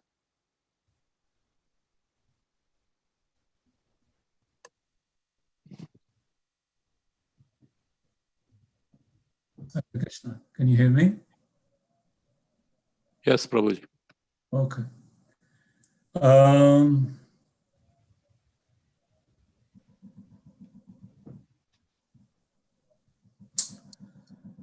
If it's one thing for a new person, it's the Sangha. We are told that you're known by the company you keep. So our spiritual journey starts and ends with the Sangha. Everything else, the books, the chanting, the diet, those are the details. The principle is, do I have a friend who has love for Krishna? Do I have a family member who has love for Krishna? Do I have a colleague in office who has some love for Krishna? Can I get a little bit more closer to that colleague or friend or family member and ask him a little bit more? Wherever I'm at, I could be at 0.001 or at 8 out of 10. But wherever I'm at, I think I'm at, let me get closer to somebody who has love for Krishna. Because then once you have that connection, once you have that Sangha, that association we're talking about, A, then B, C, D will fall in place in due course of time, automatically.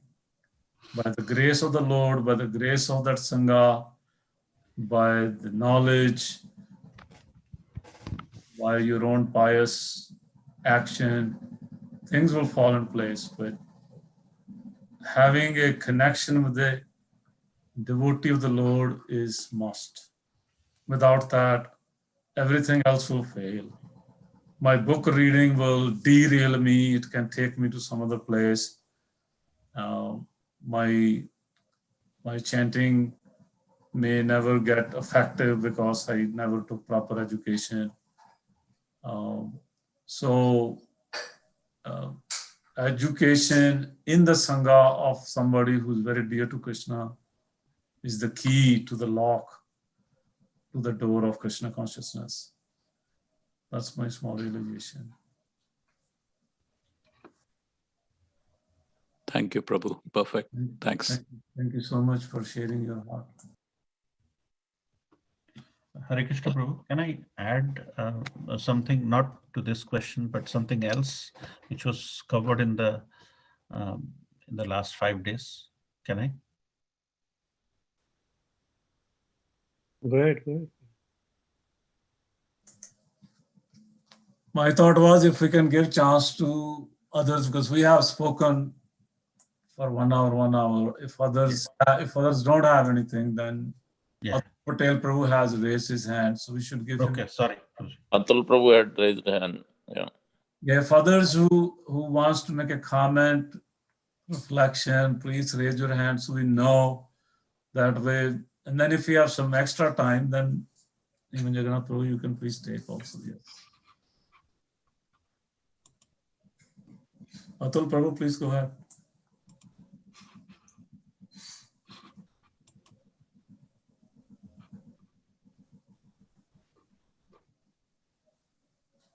Prabhu, I had a question, but Namanam Prabhu already answered me. So I'm good with that, Prabhu. Perfect. Yeah, so I raised the hand for that, but I discussed with the Namanam Prabhu. And Namanam Prabhu already explained me, and I'm good with that. Perfect. Anybody else would like to share their reflections from last 5 days? Please. I see Prem Sarovar Mataji or Surabhi Sundarajal Devi. It's me. Hare Krishna. You're there, troublemaker. I actually had a question regarding prasadam. I think this is a question I've had for a long time. We say that Krishna is non-different from his prasadam, but what does that really mean? What kind of respect are we supposed to give to our prasadam? I'm very confused on that. If someone could enlighten me on that. Even Jagannath Prabhu, help your daughter. Okay, so Prabhuji, okay, thank you, Prabhuji, for letting me answer. So Krishna and Krishna Prasad are no different. So what that means is, whenever we want to consume prasad, see, before we offer, it is bhoga, it's for the enjoyment of the Lord. And once it is returned, once the Lord glances at it and consumes it, it becomes prasad. So as Krishna has touched it, Krishna has looked at it, so it has to be given full respect. So it has to be at a slightly higher position. And there are Vedic practices which makes prasad very pious. So we cannot throw anywhere. We cannot waste prasad. And we have to keep it at an elevated position. And before honoring prasad, we have to recite some glorification mantras for prasad. So Krishna manifests himself with the prasad. So prasad is a very powerful thing. As Prabhuji mentioned, the D or the diet is all about prasad. So what we eat is what we become. And when we are consuming prasad, it is having effect on us. It is having that cleansing effect on us. And gradually, by taking prasad, people's lives have changed. So if you disrespect prasad, so there are consequences, and there are many pastimes. So we have to, so to kind of make it short, we have to offer, we have to recite prayers, we have to keep it at an elevated position, preferably. Our modern lifestyle doesn't make us sit down, but if you can sit down on the floor and honor it with the prasad at a slightly elevated position.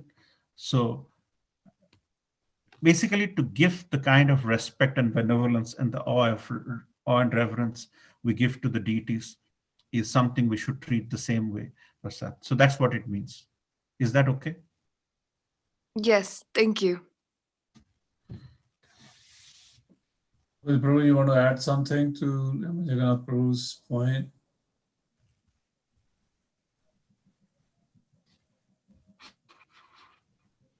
You are in the limelight. You can add.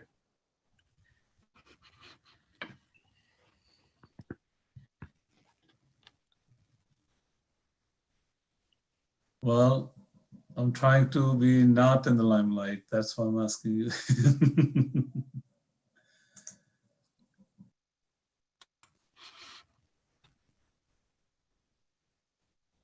Please go ahead. You share something.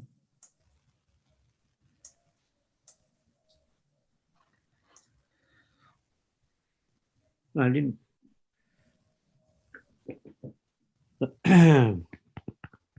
A nice question about prasad. Now, Mahaprasada Govinde. We say Mahaprasada Govinde. Namo Brahmana Dev Vaishnave. Right. Or Salira Vidya Jal Janedeta Hekal Jive Phil Vishaya Sagare. Right. This material senses are network of path leading to death. Right. But somehow or other, we have this prasad which is non-different. It's the mercy of the Supreme Lord who has glanced on that. So just by honoring that, and that's why we don't even say eating prasad, we say honoring prasad. Just by honoring it, all our senses are satisfied. Right.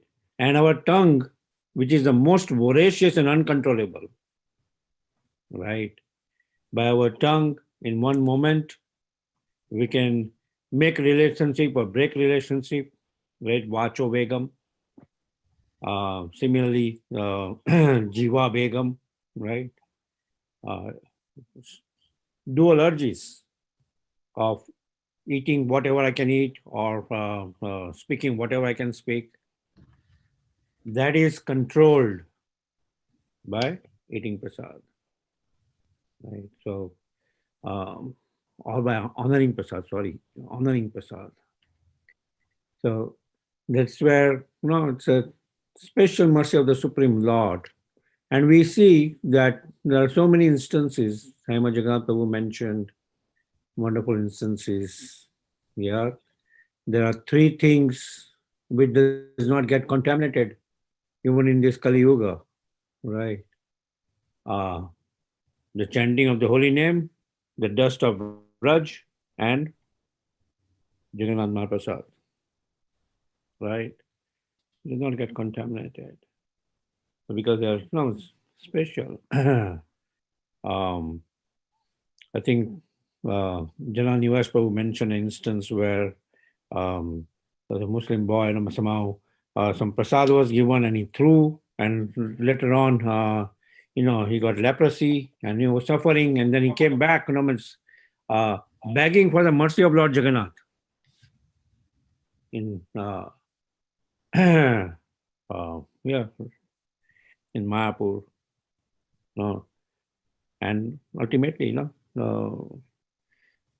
the mercy of the Supreme Lord is non-different than him. These are all wonderful examples, and there are many things which you can talk about. We can have an entire session on this prasad. Yeah, Hari. Thank you so much. Any other devotee would like to share their realizations? Please go ahead.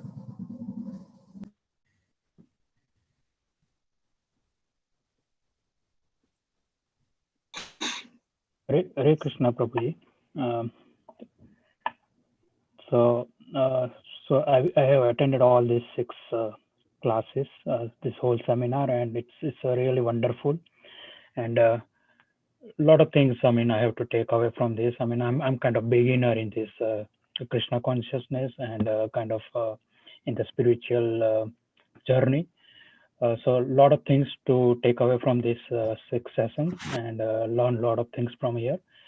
I still have one follow-up questions or kind of need some more input or more comment from one of the senior devotees here.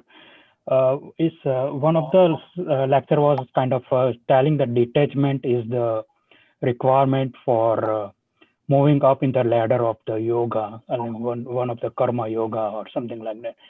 So when we consider ourselves in this material world and when we have our own responsibility in the material world, we have a lot of attachment with so many things, like as relatives, friends, loving kids, or food.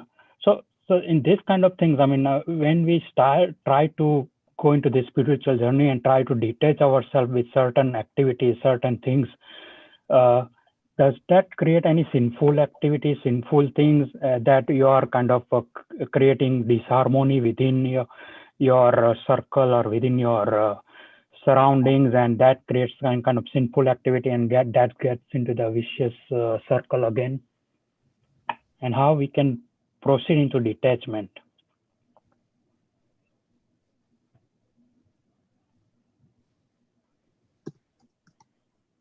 Anybody would like to answer? Who covered? Hare Kishore Akhilesh Krishna Babu.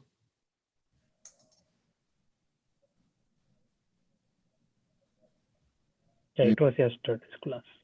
Yeah. Hare Krishna Prabhu, you're there? Yes, Prabhuji. Hare Krishna. Would you like to share your reflection? Yeah, sure, Prabhu. Thank you. I'll try, Prabhu. Sanket Prabhu, thank you for the question.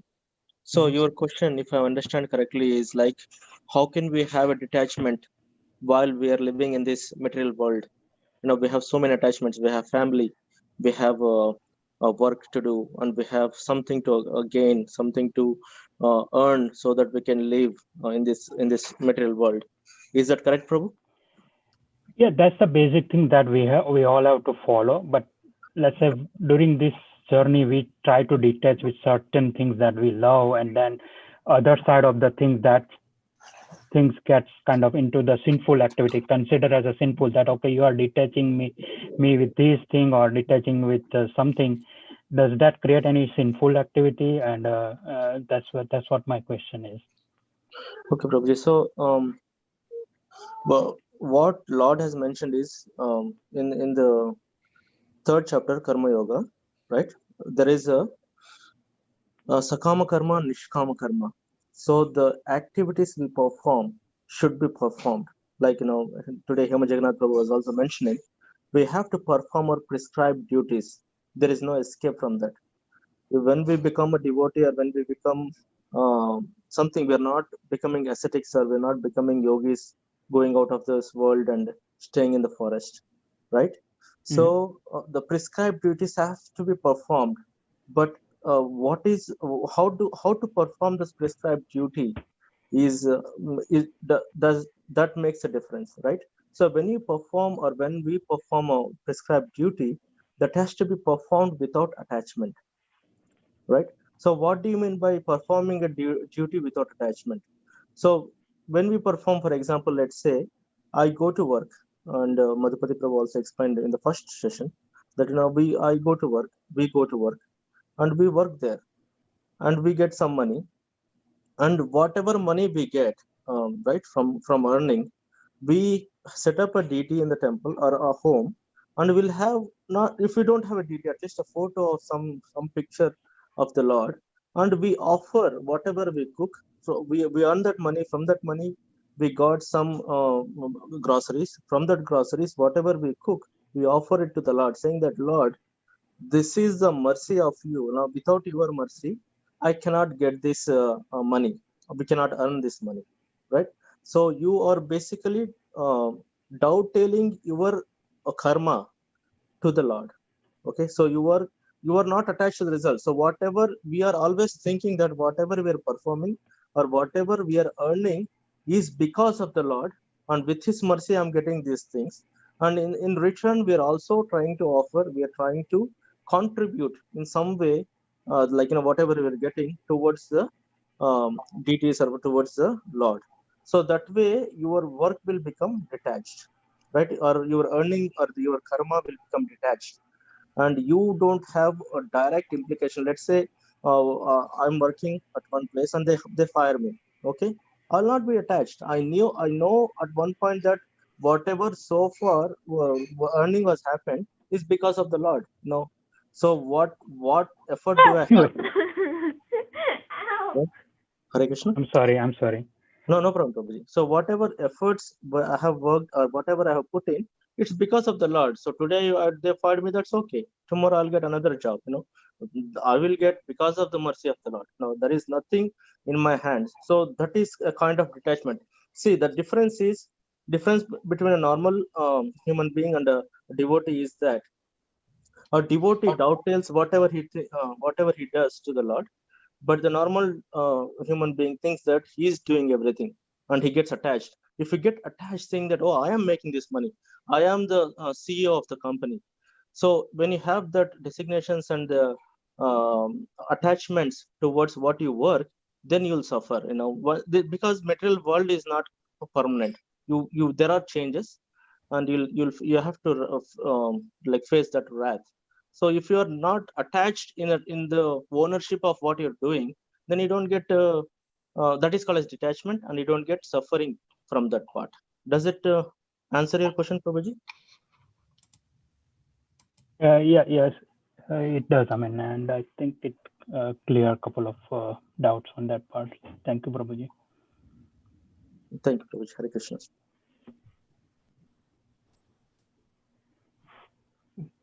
Any other questions or reflections?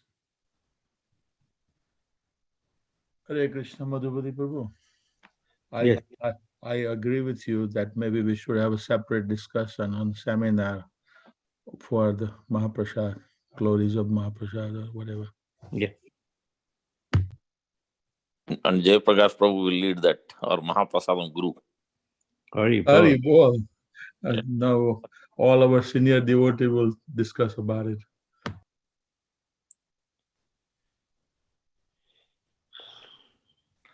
So one point I want to share in the previous question, I remembered Grace, what's her name?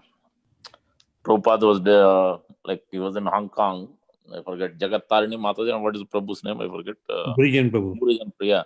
So Burijan Prabhu was sharing his pastime. They both were working, they both were trying to spread this Krishna consciousness in Hong Kong. It was so difficult because more materialistic than even New York. He tried and tried because that's what Prabhupada wanted. But after some time, it became so difficult, then he had to leave. So then they left, and then they went to Australia, and then he started doing some business. Then he was thinking, I left proper service and then doing business, but every week he used to send some money. Whatever he was getting, if I wait till the last minute, till after a month, then I may think, oh, let me gain more money, then I may become attached to it. So let me send whatever I have, even if it's $5. So every week he used to send by money order to Prabhupada, $25 or $15, whatever he had. Then every week he used to send in a letter saying, Prabhupada, please accept this. I'm not able to do service at this time. Please accept this money. And then after 2 months or so, Prabhupada replied in a letter saying, thank you. This is the best service. What do you mean? You are saying you are not able to do service. Check is the best service you are doing. So please continue. Prabhupada encouraged him, and Burijana Prabhu and Jagat. So nice point. And later on, Prabhupada also mentioned, if you do 10 years of devotional service, then you can go back and retire if you want to retire in Vrindavan or Mayapur. You especially do 10 years of preaching. And then that's what he ended up exactly 10 years after that. He settled in Vrindavan, both great devotees, Bhurjana Prabhu and Jagat Tarini Mataji. Hare Krishna.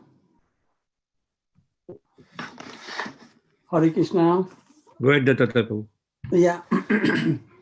The Prashad, that question, Shudevi's questions is so nice question actually. That is, I remember one thing, actually a couple of things. That it was like Krishna mentioned in Bhagavad-Gita, 2nd chapter, 2.65. Prasade sarva dukkhanam hanir shokyo upajayate prasanna chatasa reshu buddhi pajyo tishtate. There is no difference between Prasad and Krishna. That is her question. Very good question, actually. Another point is that in Chaitanya Charitamrita, it was mentioned that when Mahaprabhu, Nityananda Prabhu tricked Mahaprabhu from Navadvip in Advaita Acharya's house. So two of them, Mahaprabhu and Nityananda Prabhu, was honoring them. At that time, Acharya, he was serving that prasad to them.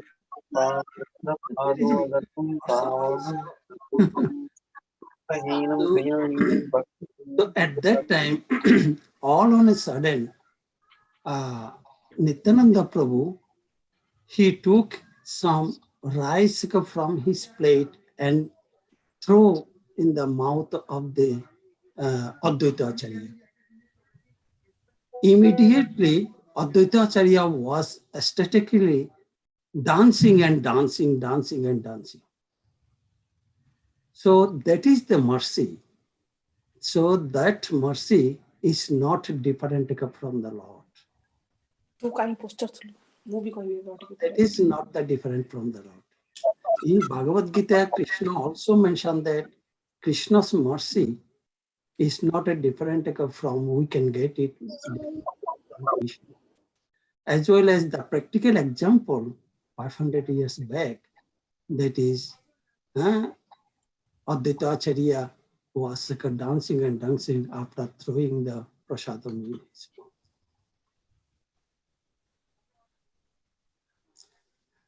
Hare Krishna. Yes, Prabhuji. That is another pastime where there was ecstatic. By just touching the prasad, there was electrifying effect on. Thank you, Prabhu, for sharing that. Hare Krishna, on this prasad part, just wanted to add something.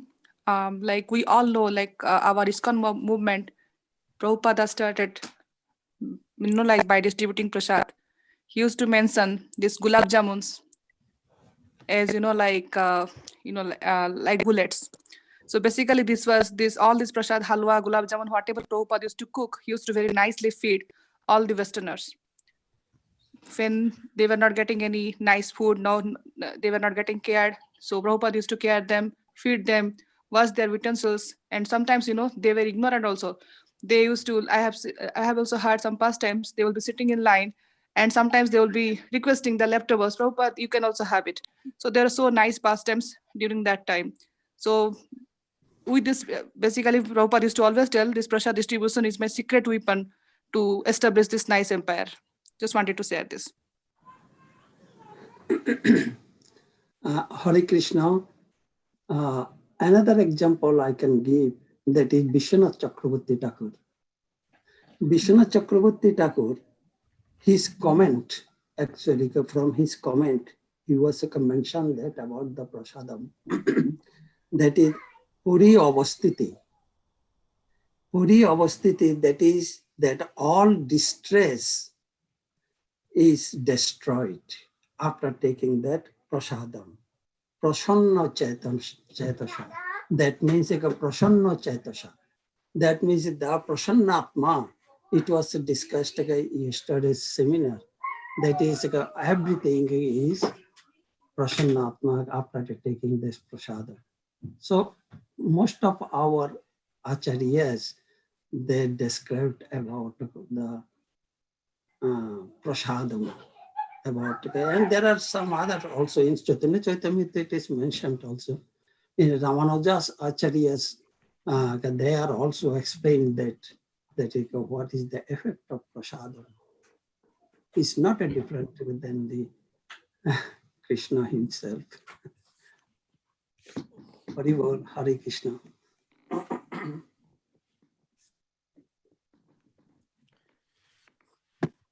Good.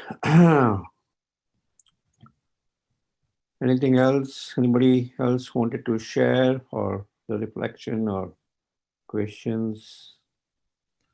Especially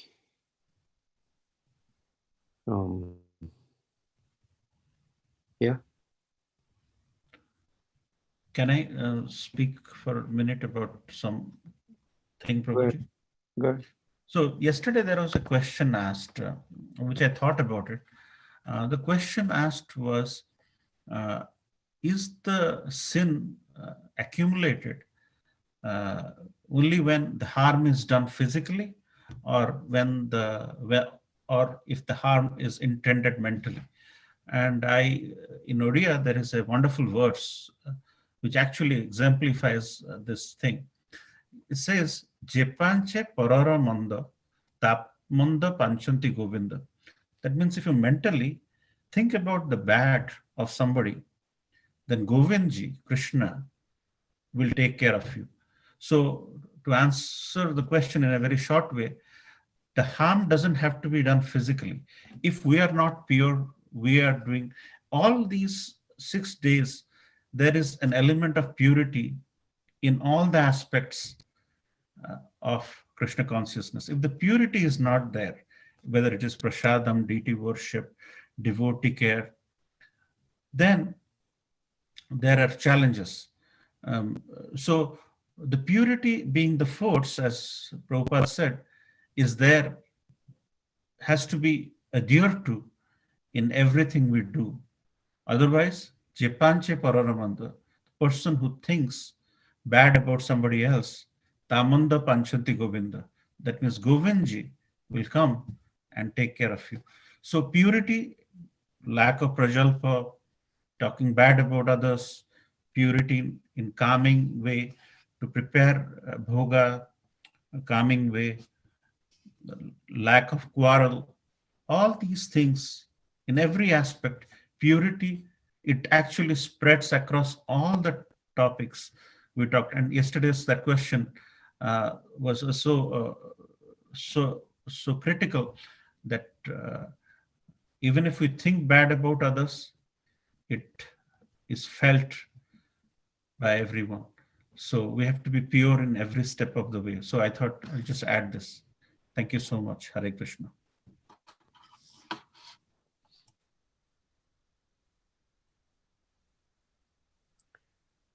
Okay. Thank you. It's almost 9:40. Thank you very much to everyone for joining. Many of you join all the 6 sessions. So thank you very much.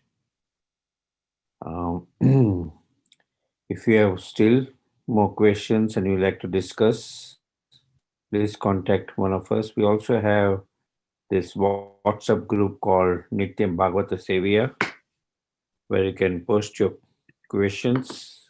If you're not part of it, contact one of us and we can include you in that group and you can ask questions.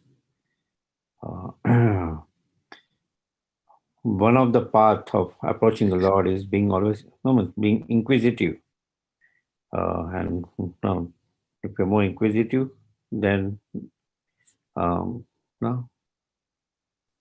in the association of devotees, those questions, when that it gets answered, then our mind is more free.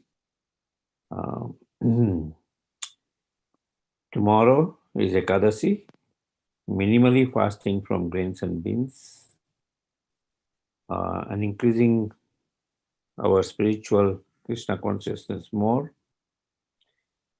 It's also a Gita Jayanti, so it's Mokshada Ekadasi, Gita Jayanti, and Krishna must.